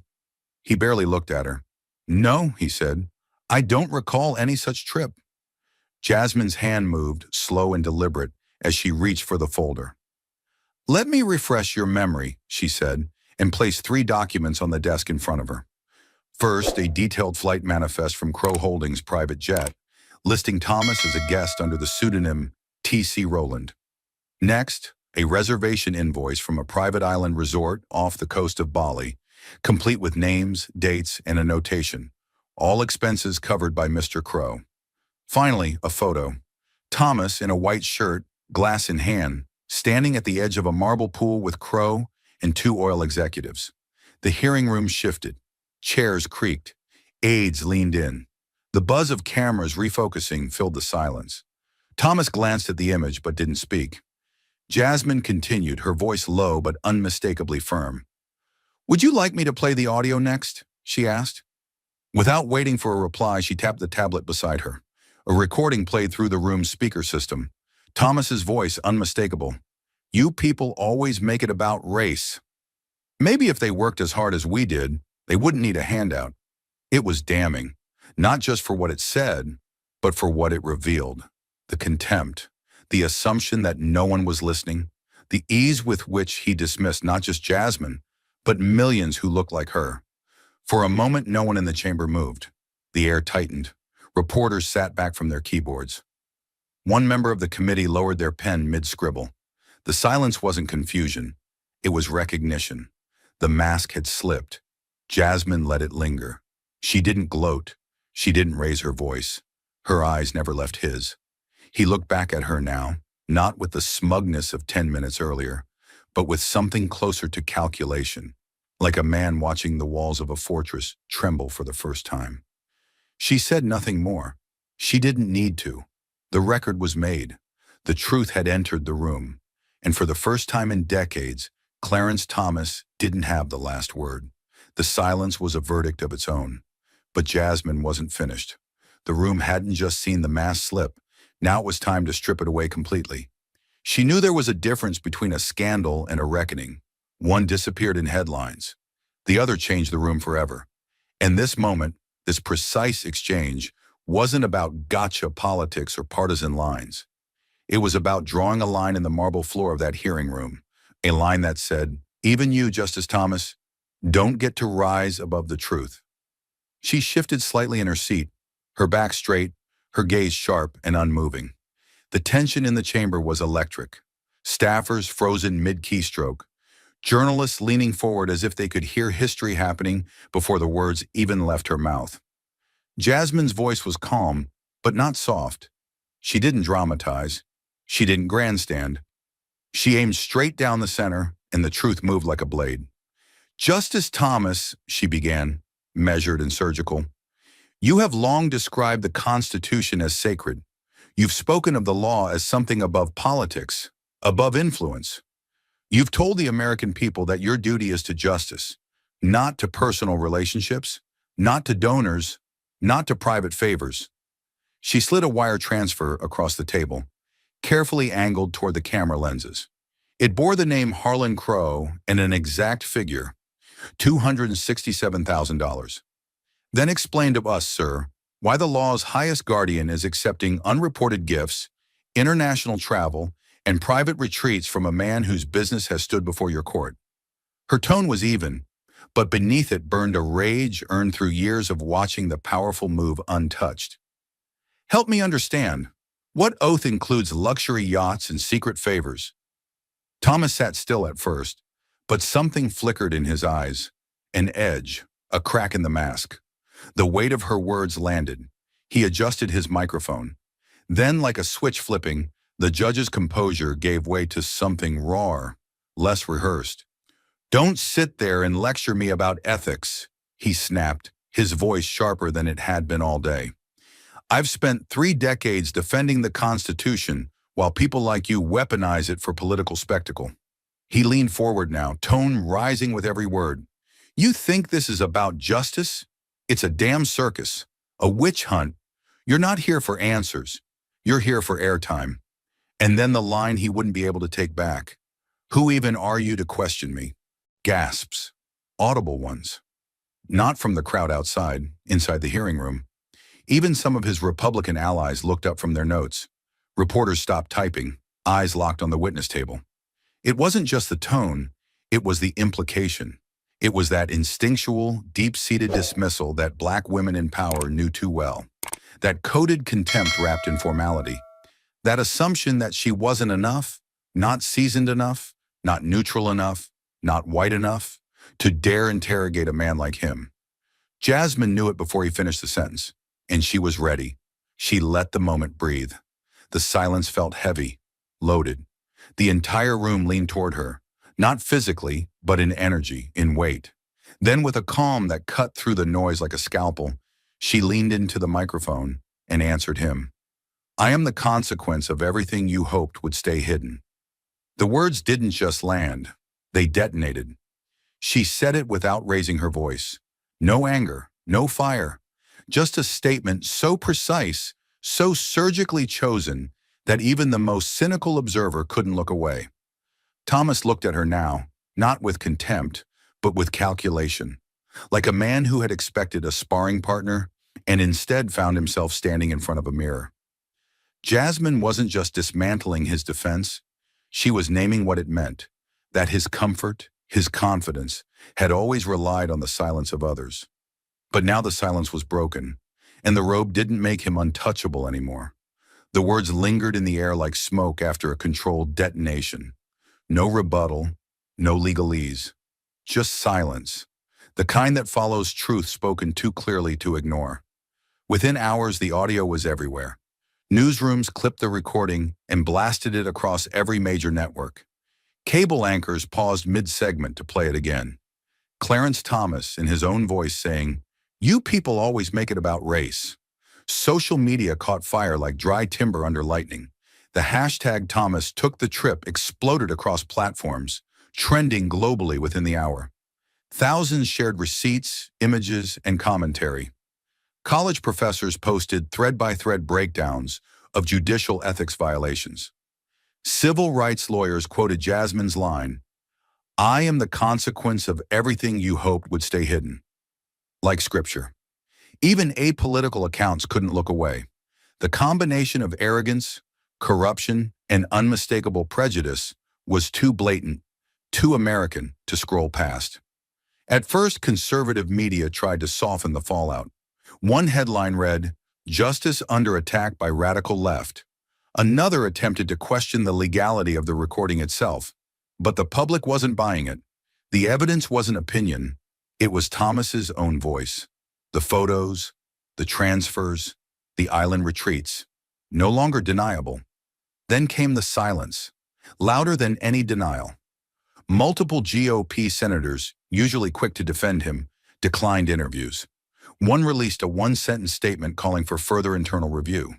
The cracks weren't just forming, they were widening. A prominent Republican strategist tweeted, then quickly deleted, "There's no spinning this. We are bleeding credibility." In the press gallery of the hearing room, one veteran journalist leaned to her colleague, voice low and shaken. "I've covered Clarence Thomas for 25 years, she said. "I've never seen anyone shut him down like that." Her partner nodded, eyes still locked on Jasmine as she gathered her notes. "It's not just that she silenced him," he whispered. "It's that he didn't know how to speak when the truth came from someone he underestimated." Outside, protesters began to gather, not in anger but in something sharper, righteous clarity. Handwritten signs read, "The bench is not a throne," and "We deserve judges, not kings." Teenagers who had never tuned into a hearing before were now live streaming clips from the floor, quoting Jasmine word for word. Inside the Capitol, behind polished doors and whispered hallways, aides scrambled to rewrite statements. Staffers printed transcripts. Ethics lawyers huddled in back rooms with furrowed brows and red pens. And in the middle of it all stood Jasmine Crockett, unapologetic, unwavering, unmoved. She hadn't planned to become the center of a storm, but she had walked into it fully aware that silence had protected men like Thomas for too long. Now silence was no longer an option. And America, watching in real time, knew it too. The fire had already spread beyond the chamber, but Thomas wasn't ready to concede the blaze. His office, grasping for narrative control, released a formal statement within 12 hours of the hearing. A brisk, dismissive response aimed squarely at Jasmine Crockett. The Congresswoman's conduct, it read, was less about constitutional integrity and more about building her own name on the back of those who've served this nation with distinction. The words dripped with condescension, painting her not as a public servant exposing corruption, but as a political opportunist chasing headlines. It was a classic deflection, old playbook politics, aimed at undermining not her facts, but her legitimacy. The subtext was louder than the text itself. She doesn't belong in this fight, and yet the timing couldn't have been worse for them. Because even as Thomas's press release hit inboxes, a young investigative reporter from ProPublica, digging through financial disclosures and third-party tuition records, uncovered something Thomas had never expected to see the light of day. Harlan Crow, already linked to flights, real estate deals, and exotic retreats, had paid over 6 years of private boarding school tuition for Thomas's grandnephew. The payments had never been disclosed, not to the court, not to the IRS, not to the American people. There was no legal trust, no formal scholarship, just quiet money from a billionaire to a justice with the power to influence everything from tax codes to civil rights. The revelation wasn't just damning, it was systemic. Another stone lifted, another network of favors exposed. This wasn't about one trip, it was about a pattern, a lifestyle funded by wealth, protected by robes, and hidden by omission. The headline broke late in the day. Justice Thomas didn't disclose tuition payments from GOP megadonor, report finds. It hit like a fresh wave, drowning what little defense Thomas's camp had mounted. Cable panels erupted. Legal scholars shook their heads on live television. Even conservative legal figures began calling it a breach too far. On the steps of the Capitol, microphones waited. Jasmine Crockett stepped into the sunlight, not with a grin, not with a victory pose, but with the steady calm of someone who had always known where this was heading. Reporters shouted questions. "Do you feel vindicated? Are you calling for his resignation?" But she raised a hand, then leaned toward the podium with quiet precision. "This is not about me," she said, her voice clear, cutting through the chaos like glass. "This is not about party or personality. It's not about race, though some will try to make it so. This is about power, unchecked, unregulated, and unaccountable. This is about a system where the most privileged actors can be bought by private wealth while telling the rest of us to trust in blind justice. And let me be very clear, this is not personal." She paused just long enough for the press to lean in. "This is about the corruption of law itself. And if we don't confront it, then what exactly are we protecting when we talk about democracy?" The crowd was silent, not out of politeness, but because there was nothing left to deflect. There were no sound bites strong enough to dismiss what had become obvious. Thomas wasn't under attack. He was under scrutiny. And the more the facts emerged, the harder it became to pretend this was politics as usual. Jasmine didn't linger. She didn't pose for cameras. She handed reporters copies of the newly verified tuition documents and walked away. Behind her, reporters scrambled to adjust their scripts. Anchors went live. And inside the court of public opinion, something irreversible had shifted. What began as a hearing had become a reckoning, and Jasmine Crockett, long underestimated, had become its voice. The press conference had barely ended when the pressure behind the scenes began to rise like a sealed boiler nearing rupture. Jasmine Crockett, calm beneath the flash of dozens of cameras, returned to her office with no celebration, no fist pump, no victory lap. Her team tried to read her mood, but her eyes betrayed nothing. To them, this might have looked like a win, but to her, it was just day one. Inside a modest office 2 blocks from the Capitol, a different kind of engine had begun to churn. The American Accountability Institute, an independent, nonpartisan ethics watchdog, with a long reputation for precision and integrity, had been working quietly in parallel. They hadn't planned to act. Not at first. Like most institutions, they had assumed the system would self-correct. But Jasmine's public takedown of Clarence Thomas had peeled back a layer they couldn't unsee. That same night, with a table full of cross-referenced data, former federal prosecutors, judicial scholars, and forensic accountants signed off on a legal earthquake, a formal demand for recusal. It was sent to the Judicial Conference of the United States, to the Chief Justice, to the Office of Government Ethics, and, to ensure it would not be buried, to the press.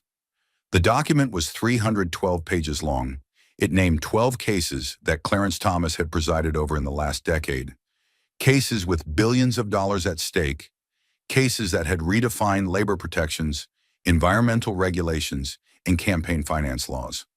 And in each of those cases, it revealed, often down to the flight number or the dinner reservation, a direct or indirect connection to Harlan Crow or one of his affiliated networks. There were steakhouse dinners the night before oral arguments. There were real estate transfers that coincided with draft opinions. There were private conversations on private jets with private interests whose names had appeared in small print on the court's docket. None of it had been disclosed. The report made one conclusion very clear. This wasn't coincidence, it was coordination. And then came the unthinkable. On the morning of the third day, just before noon, the Federal Judicial Oversight Panel released a statement so rare, journalists had to double-check its authenticity before going to air. In light of newly uncovered documentation and growing public concern regarding undeclared financial relationships, it read, "The panel will convene an emergency review to investigate potential violations of the Code of Judicial Conduct and applicable federal ethics statutes by Justice Clarence Thomas." It was clinical, cold, precise, but to Washington it read like thunder. The federal judiciary does not investigate itself lightly. The walls of the Supreme Court were not built to be pierced by sunlight. Yet here they were, suddenly transparent. In the following 48 hours, constitutional law professors filled primetime TV slots. One legal analyst on MSNBC said, with real unease in his voice, "We are now in territory no modern democracy has walked, an active ethics investigation into a sitting Supreme Court justice whose votes have shaped generations of law." And through it all, Jasmine Crockett stood still. She wasn't parading on morning shows. She wasn't doing interviews with late-night hosts. While her staff fielded hundreds of media requests, she sat quietly behind her desk, poring over the same documents that had lit the fuse. Her team wanted her to celebrate. "You broke through," one aide whispered. "You brought the untouchable to the table." Jasmine looked up and said quietly, "No, I just brought the table to the people." But beneath her calm was something far more dangerous to those who had grown used to impunity: clarity. Jasmine understood exactly what came next. Retaliation would not be loud, it would be strategic. There would be think pieces questioning her tone, cable news panels asking if she had politicized a personal grudge. Donor networks would quietly circulate rumors, anonymous leaks, political smears. They would try to muddy the air, not to defend Thomas, but to blur the facts enough to protect the next version of him. Because Jasmine hadn't just confronted Clarence Thomas, she had confronted an entire ecosystem, one that depended on robes to deflect scrutiny and power to outlast truth. But this time, truth had stayed. The night the ethics panel announcement went public, she received a handwritten letter delivered through the secure Capitol mail system. It was unsigned. No return address. Just 5 words, written in careful block print. "Keep pushing. Eyes are opening." She folded it once, tucked it into her desk, and said nothing. Elsewhere, the backlash she expected began to swirl. One conservative pass launched an attack ad painting her as divisive and inflammatory over soft piano music and a black and white photo of her raising her hand during the hearing. A senator from Kentucky called her a political arsonist. A popular radio host mocked her as just another loudmouth from Texas. But what none of them realized was that every insult was proof she'd struck the nerve they thought untouchable. Every attempt to discredit her only sharpened the blade she had already placed against the neck of unchecked power. And across the country, the story wasn't fading, it was spreading. In law schools, professors rewrote lecture notes to include the ethics case, now known as Crockett versus Thomas, unofficial. High school debate teams chose judicial ethics as their new season topic. Even local newspapers, those long ignored in favor of national headlines, ran front-page stories. Justice under review, what one congresswoman exposed that the courts wouldn't. Meanwhile, Jasmine stayed in motion. She met with advocacy groups. She quietly convened retired judges and civil rights lawyers to begin drafting the Judicial Integrity Act, a bill that would require mandatory financial disclosures, lifetime conflict of interest databases, and independent oversight of all federal justices. She knew it would take years. She knew it might never pass. But as she said to her team, "We're not here to write press releases. We're here to write history." Back in the hearing chamber, Clarence Thomas had not returned. The court released a brief update. Justice Thomas is reviewing recusal petitions and will respond in due time. But behind the scenes, whispers turned to tremors. Several staffers had already quietly resigned. A legal clerk with deep connections in the judicial conference told one reporter off record, "He's not untouchable anymore. He's radioactive." And within Washington's power corridors, it became clear. No one was going to fall on the sword for him. For the first time in his career, Clarence Thomas was alone, and Jasmine Crockett, calm, unwavering, focused, was still standing. Because for her, this had never been about bringing down a man. It was about pulling back the curtain on a system that told ordinary Americans to trust a justice who flew private, dined with billionaires, and ruled on the very laws that protected them. This was not revenge. This was restoration, and it was only just beginning. The world outside the chamber had changed. Inside, Jasmine Crockett had spoken the kind of truth that could not be unheard. But truth, no matter how sharp, does not guarantee safety. And so as she stepped through the double doors of the hearing room and into the blinding light of the Capitol steps, she didn't exhale with relief. She braced. A wall of cameras waited for her like sentinels, motionless but loaded. The rotunda behind her, marble, silent, institutional, gave no recognition of what had just happened within its walls. To those who had built this system, today would be just another headline, another political spectacle, another moment to weather. But Jasmine knew what they didn't. This was not the storm. It was the signal that one was coming.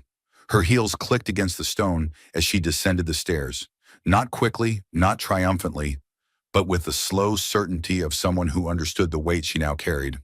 Not the weight of fame, the weight of having moved something that was never meant to move. She reached the third step from the base when the chant started. Faint at first, almost uncertain, then louder, more coordinated. Justice for all, not just the robed. A few voices, then dozens, then hundreds. Across the Capitol lawn, through metal barricades and rows of reporters, the crowd had gathered, not to celebrate, but to bear witness. They hadn't been invited. No hashtags had summoned them. But they came anyway, as if the ground itself had whispered that something had shifted. And then, from between two rows of protesters and aides, a small figure pushed forward. She couldn't have been more than 9, a little black girl in a denim jacket and red sneakers. In her hands, she held a sign made from the back of a cereal box. It was wrinkled, the marker ink bleeding slightly from the pressure of young, determined hands.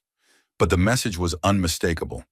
"I want to be Jasmine Crockett when I grow up." The crowd grew quiet. Even the press instinctively lowered their lenses. Jasmine stopped mid-step, blinking not in disbelief, but in the kind of reverence that has no ceremony.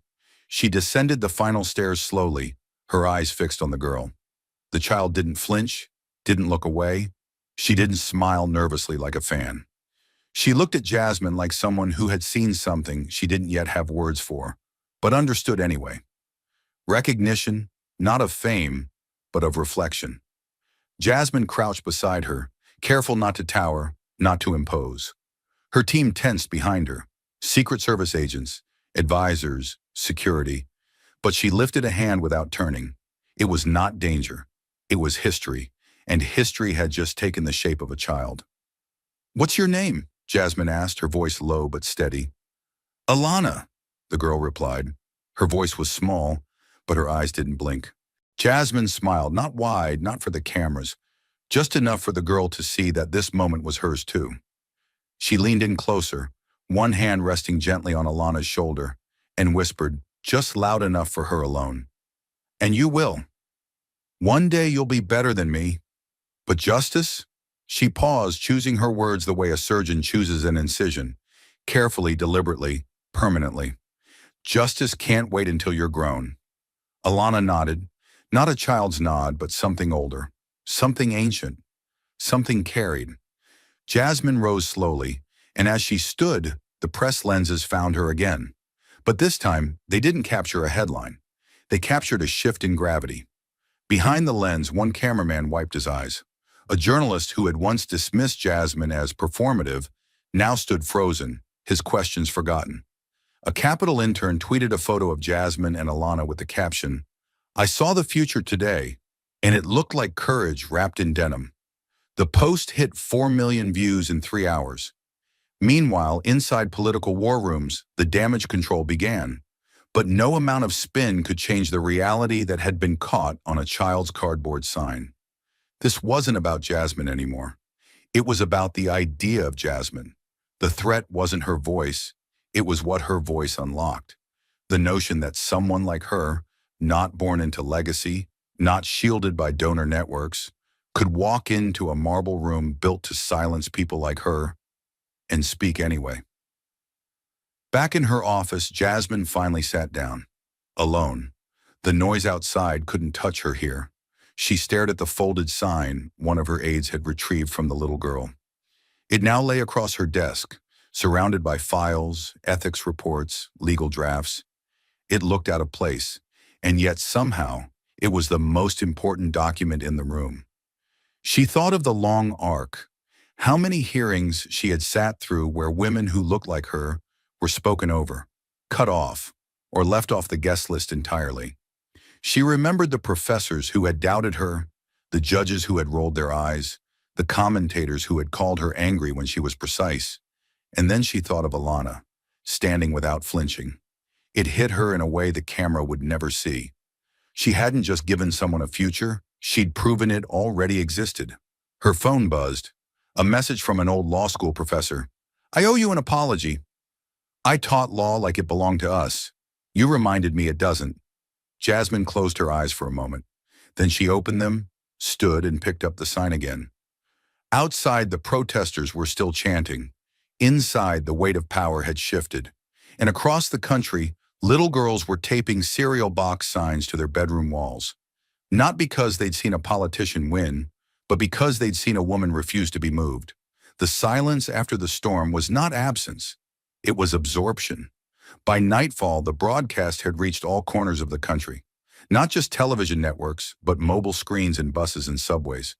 Laptops glowing in dorm rooms, TVs in barbershops, laundromats, hospital waiting rooms.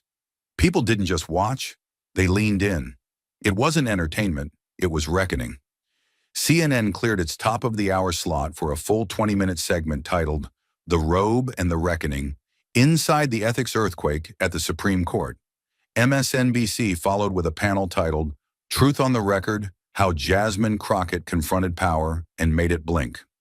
Even Fox News, known for its hostile framing, was cautious. Its chyron read, "Justice Thomas under fire. Ethics panel launches rare probe." No one dared use the word vindicated, but it hung in the air like ozone before a second strike. In the CBS studio in Washington, D.C., a special edition of 60 Minutes opened with a visual, the stark contrast between two faces. Clarence Thomas, solemn, expression unreadable in a grainy courtroom still. Jasmine Crockett, mid-question, calm and laser-focused, framed against the cold architecture of constitutional power. The narrator's voice cut in, low and deliberate. For decades, the Supreme Court has remained untouched by formal ethics inquiry. That streak ended this week, not with a scandalous leak, not with an inside defection, but with a single congressional hearing, and a woman who refused to be dismissed. They didn't even name her yet. They let the weight of the moment speak first. Next came the footage. Jasmine stepping into the chamber, Thomas turning away. The audio from the now famous line, I am the consequence of everything you hoped would stay hidden. The segment let the silence do most of the work. No dramatic music, just raw reaction footage. A stenographer pausing mid-keystroke, a Senate aide mouthing, "Wow," a White House staffer watching on a phone, jaw clenched. America didn't hear a performance. It heard a confrontation with lineage, with legacy, and with the quiet violence of systemic immunity. Then came the montage. Clips of mothers watching with daughters, of teachers stopping class to play the hearing, of courtroom interns in Alabama pausing proceedings just long enough to catch a clip on someone's phone. Hashtags erupted again. Number sign she did not bow. Justice meets its mirror. Crockett clarifies everything. In New York, Times Square lit up with a projected quote from her testimony. The law cannot serve the people if it's already been purchased. In Atlanta, someone taped a copy of her opening statement outside a courthouse entrance. In Tulsa, a young girl in a hoodie stood on the steps of her school with her own cereal box sign. It read, "They tried to ignore her, but she brought the mic." The host returned to screen. "Rarely," he said, "do we see one hearing shift the axis of public trust. But tonight, that shift is measurable." And then he paused, just long enough for gravity. Justice Clarence Thomas will no longer be seen as untouchable. And the one who made that happen wasn't another judge, wasn't a billionaire, wasn't even a colleague. It was a black woman who stood where she wasn't expected to stand and made that space hers.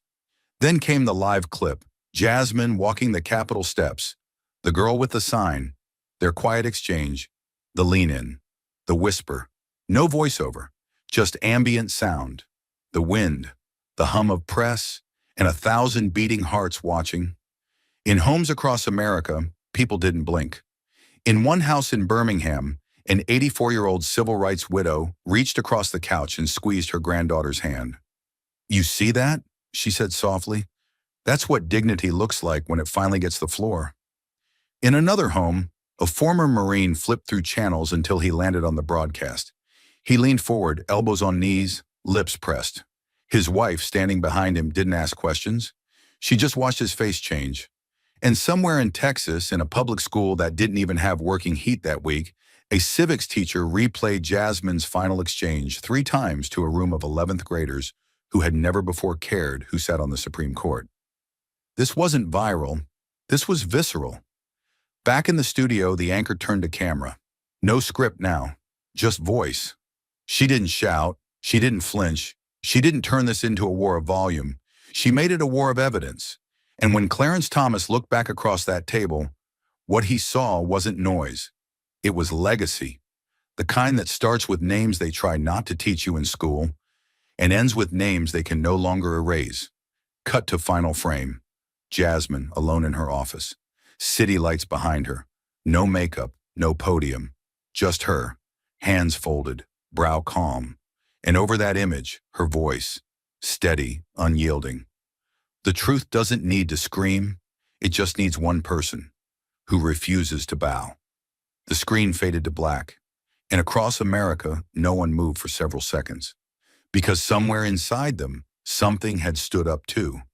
It didn't happen with sirens. It didn't happen with resignations or handcuffs or walkouts on the courthouse steps. What followed Jasmine Crockett's confrontation was something colder, quieter, and far more dangerous. Silence. But not the silence of peace.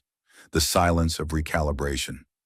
By morning, the Supreme Court building stood unchanged in shape, but not in temperature. Its pillars still gleamed in the early light. Its flag still flew, steady against the breeze. But inside, staffers moved differently. The echo of footsteps in the hallways now carried with it a kind of invisible gravity. Conversations shortened. Doors, once left ajar, now closed quietly. The usual air of controlled authority had cracked, ever so slightly. There was no memo, no directive, but everyone knew. Something had shifted. In chambers across the building, clerks began backing up documents they once felt no need to secure. Research assistants triple-checked citation records. Senior justices canceled lunches with familiar lobbyists. Even the coffee cart vendor in the lower concourse said it aloud, softly but not joking. This place doesn't feel sacred anymore. It feels watched. At 9:12 a.m., three judicial ethics clerks in the Chief Justice's office submitted coordinated letters of resignation. No public statement, no press leak. Just a one-line sentence repeated across all three letters. I no longer feel ethically aligned with the structure I serve. The Chief Justice issued a short note to the press 2 hours later. The court takes all concerns regarding its integrity seriously and will continue to review processes to ensure confidence in the institution. It was the kind of sentence written by someone in a suit who hoped America would move on by the next news cycle. But America wasn't moving on. Jasmine Crockett had ignited something that couldn't be undone, and the institutions that had quietly protected Clarence Thomas for decades, through hearings, complaints, redacted memos, now found themselves paralyzed, staring at the reflection she'd shoved in their faces. There was no longer plausible deniability. The voice was on tape. The photos were in print. The money trail was public. And the person who had revealed it was not a senator, not a judge, not a prosecutor. She was a black congresswoman from Texas, precisely the person the system had expected to fold. Instead, she flipped the table, and that terrified them. On Capitol Hill, senators on both sides of the aisle were careful with their words. Some praised the transparency of the process without naming names. Others called for restoring faith in judicial independence. But behind closed doors, the tension was clear. One Republican aide was overheard whispering into her phone, "We can't defend this." Not out loud. Not after the video. If we touch it, we burn too. In the West Wing, legal advisors met behind closed doors to discuss contingency plans for judicial reform proposals that had been shelved for years. Jasmine's name was in every memo, but always in lowercase, buried beneath phrases like integrity restoration framework and emergency disclosure triggers. In New York, the Bar Association announced it would begin a panel review of financial disclosures for federal judges, a move they had previously considered too politically risky. And still, Jasmine said nothing. Not a single tweet, not a single press conference. While her name climbed the trends and her face looped on every major broadcast, she remained off camera. Her aides fielded thousands of media requests, from 60 Minutes to The View, from college newspapers to international correspondence. She declined them all, because Jasmine knew moments like this are not maintained by noise. They're cemented by stillness. She spent her day in her congressional office, reviewing drafts of the Judicial Integrity Act, quietly meeting with staffers, taking phone calls with constitutional scholars, some of whom had once questioned her very presence in the legal profession. Now they were asking to join the cause. She received an email from a retired appellate judge. Subject line, confession.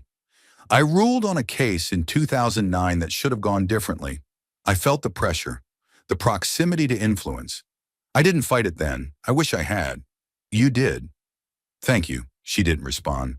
Not because it wasn't meaningful, but because she had no interest in being thanked for something that should have never required her courage. Across the country, whispers moved faster than news cycles. Legal forums lit up with discussions of precedent. In universities, law professors rewrote upcoming lectures to include Jasmine's hearing as a modern case study. A podcast titled The Robe and the Reckoning hit 5 million downloads in 24 hours. But in the heart of D.C., another kind of movement began. Quiet, surgical, determined. A bipartisan bloc in the House began circulating a letter in support of emergency ethics reform. One conservative lawmaker who had previously dismissed Jasmine as unruly now asked to co-sponsor the audit provision. Not because he'd changed his heart, but because he realized the public wasn't with him anymore. Even lobbyists began to adjust. Invitations to private judicial retreats were suddenly postponed. Think tank breakfasts with unnamed federal guests quietly vanished from calendars. Corporate sponsors began pulling out of speaking engagements featuring Justice Thomas. It wasn't justice, but it was momentum. And in Washington, momentum is often the beginning of reality bending. Back in Jasmine's office, the windows were closed, but the pressure in the room was unmistakable. Her chief of staff, usually composed, looked up from his laptop and asked softly, "Do you want to put out a statement today?" She looked at him for a long moment. Then, "No." He blinked. Are you sure? The networks? Jasmine stood, her back to the window, hands folded behind her. She spoke slowly, like each word had to matter more than the last. I said what needed to be said. They can run from it, spin it, package it. But the system heard me, loud and clear. Let them sit with it. He nodded, then paused. They're afraid of you now. She turned her head but didn't smile. No, they're afraid of what I proved. That the robe doesn't make you immune, and silence doesn't make you safe. And with that, she returned to her work. Outside, the Capitol was still, but not at peace. It was waiting, watching. Because the silence Jasmine had left behind wasn't retreat. It was the kind of silence that comes before a second strike. When the sun finally set over Washington, the streets didn't quiet. They tensed. The city was still humming with fallout, but it wasn't noise anymore. It was friction, movement, private conversations behind closed office doors, memoranda drafted, revised, and reburied. There was no debate about whether Jasmine Crockett had made history. That was settled. The only question left was what kind of price history would demand in return. Her driver pulled up to a side entrance of her apartment complex, a security protocol they had started using once her face hit 20 million screens. Two plainclothes agents stepped out first. Then after a brief pause, Jasmine followed, heels steady, back straight, eyes forward. From the outside, she looked unbothered, untouched. The woman who walked through marble and fire without blinking. But inside, she was exhausted. The door clicked shut behind her. She dropped her keys in the bowl by instinct. The apartment was still, not sterile, just untouched. A half-folded blanket on the armrest, a stack of unopened mail, her favorite mug, still resting upside down on the drying rack. All signs of a life paused in motion. All reminders of what had been waiting for her. Not in the headlines, not in the hearings, but in the silence after. She peeled off her blazer and dropped it over the back of the chair, slipped out of her shoes, sat on the edge of the couch like she didn't fully trust herself to lie down. The ticking of the wall clock suddenly felt thunderous. The hum of the refrigerator, menacing. The quiet had weight now. She pulled her phone from her bag.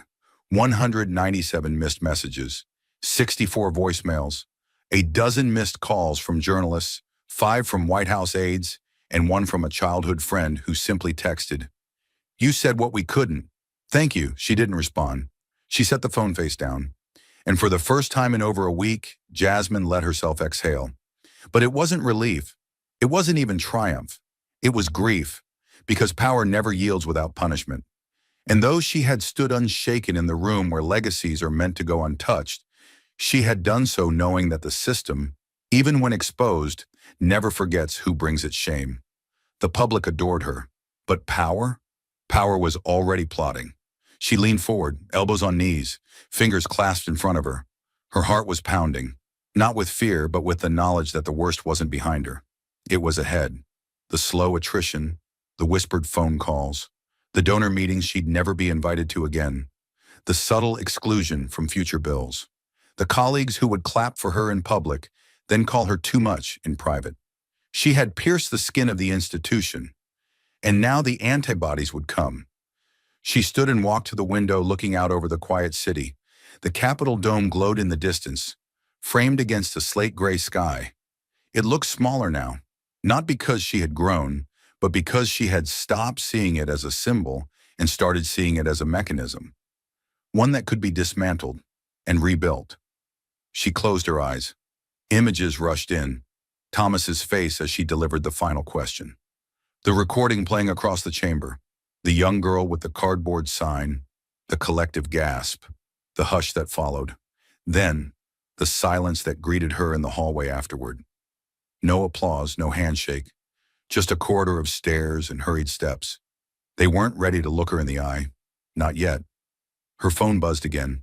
She ignored it, walked to the kitchen, poured herself a glass of water.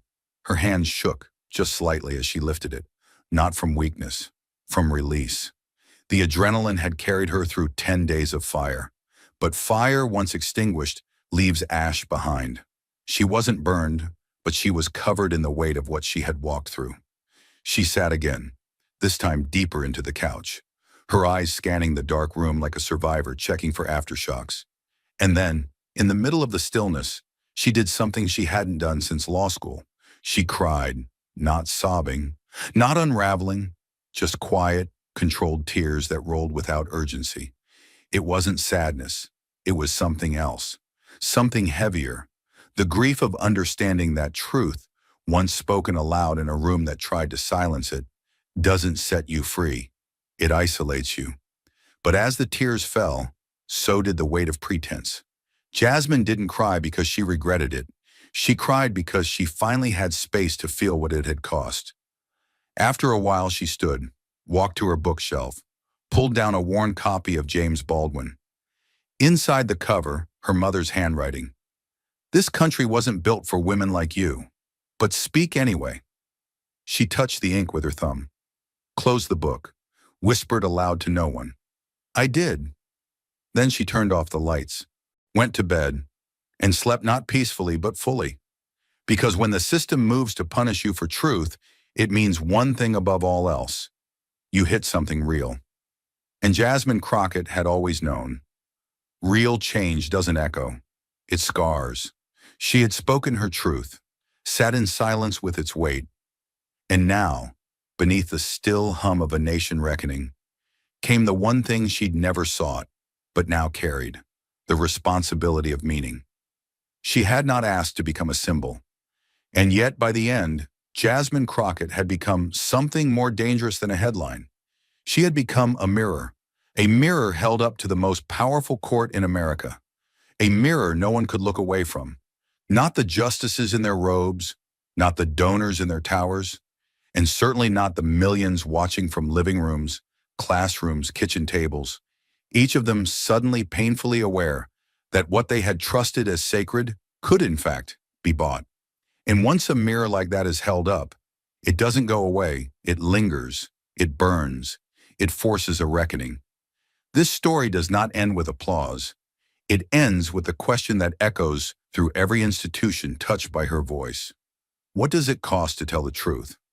That's the moral spine of this narrative, not triumph, but cost. Because Jasmine Crockett didn't win a prize. She didn't get a promotion. She didn't walk out of the Capitol to balloons and banners. She walked out into silence. And that's what makes this story real.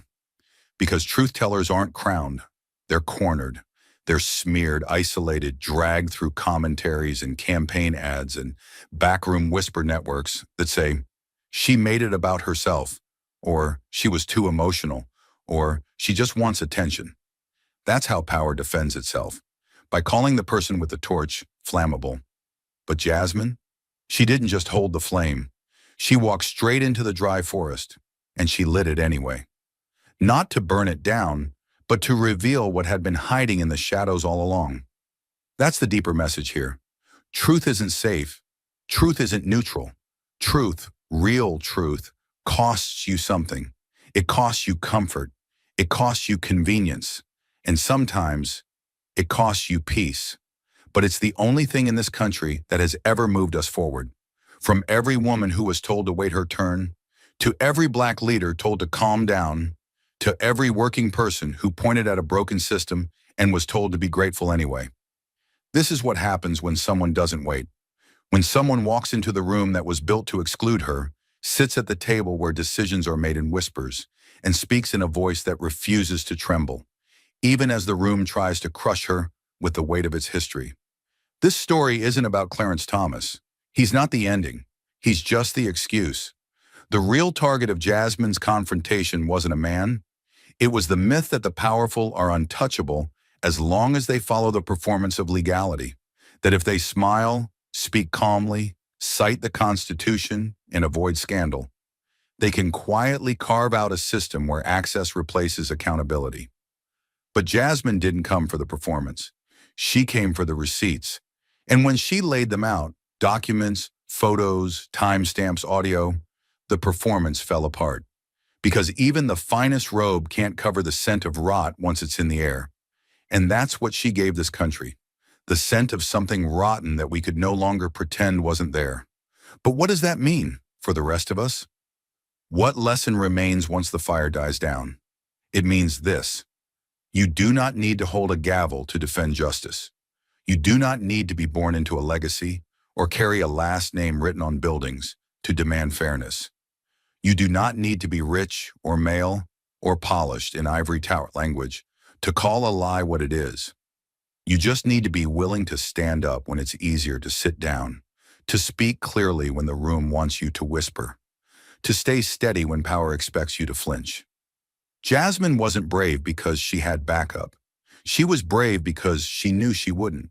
That's the real cost of courage. Going first. And when you go first, you're the one who gets hit hardest. You're the one who gets mocked, minimized, made into a caricature so the system can survive intact. But if you can endure that moment, if you can weather the isolation, the silence, the smear, you give others permission to follow. That's what legacy really is. Not statues, not quotes in textbooks, not a building named after you. Legacy is the moment someone sees you stand and thinks, if she did it, maybe I can too. And now, across the country, there are thousands, millions of people watching Jasmine Crockett and thinking exactly that. Students, activists, teachers, whistleblowers, mothers, young girls taping signs to walls, lawyers printing out her words to keep in their desk drawers, clerks watching hearings with new eyes. They aren't inspired because she won. They're inspired because she stood, because she stared down an institution that assumed it was bulletproof and made it blink. Because she reminded us that the law is not a spell. It's not holy. It's not divine. It's a tool. And like any tool, it can be sharpened or dulled, depending on who's holding it. And in that moment, Jasmine held it sharper than anyone in the room. So if there is one message left after all this, let it be this. Do not let the robe fool you. Do not let the calm voice or the marble columns convince you that fairness lives in architecture. Fairness lives in vigilance, in testimony, in confrontation. It lives in the decision to speak when speaking might cost you everything. Because the system doesn't fear drama. It fears discipline. It fears clarity. It fears someone who's done the homework and refuses to be baited. Someone like Jasmine. And in a country desperate for truth, desperate for accountability, desperate for someone to just say it plainly, she gave us a gift, a moment of moral clarity so strong, so undeniable, that even those who wanted to look away had to look in. She did not ask to lead a movement. She did not script a legacy. She simply told the truth. And sometimes that's all it takes. Not a revolution, not a riot. Just one voice in one room at the right time, saying, no more lies, and then refusing to bow. Thank you for watching until this moment and for standing with us on this journey for justice. Your support means everything. Like, subscribe, and turn on notifications so you never miss what's next. And we'd love to hear your thoughts. Leave a comment below and let us know what moved you most in this story. Together, our voices make a difference.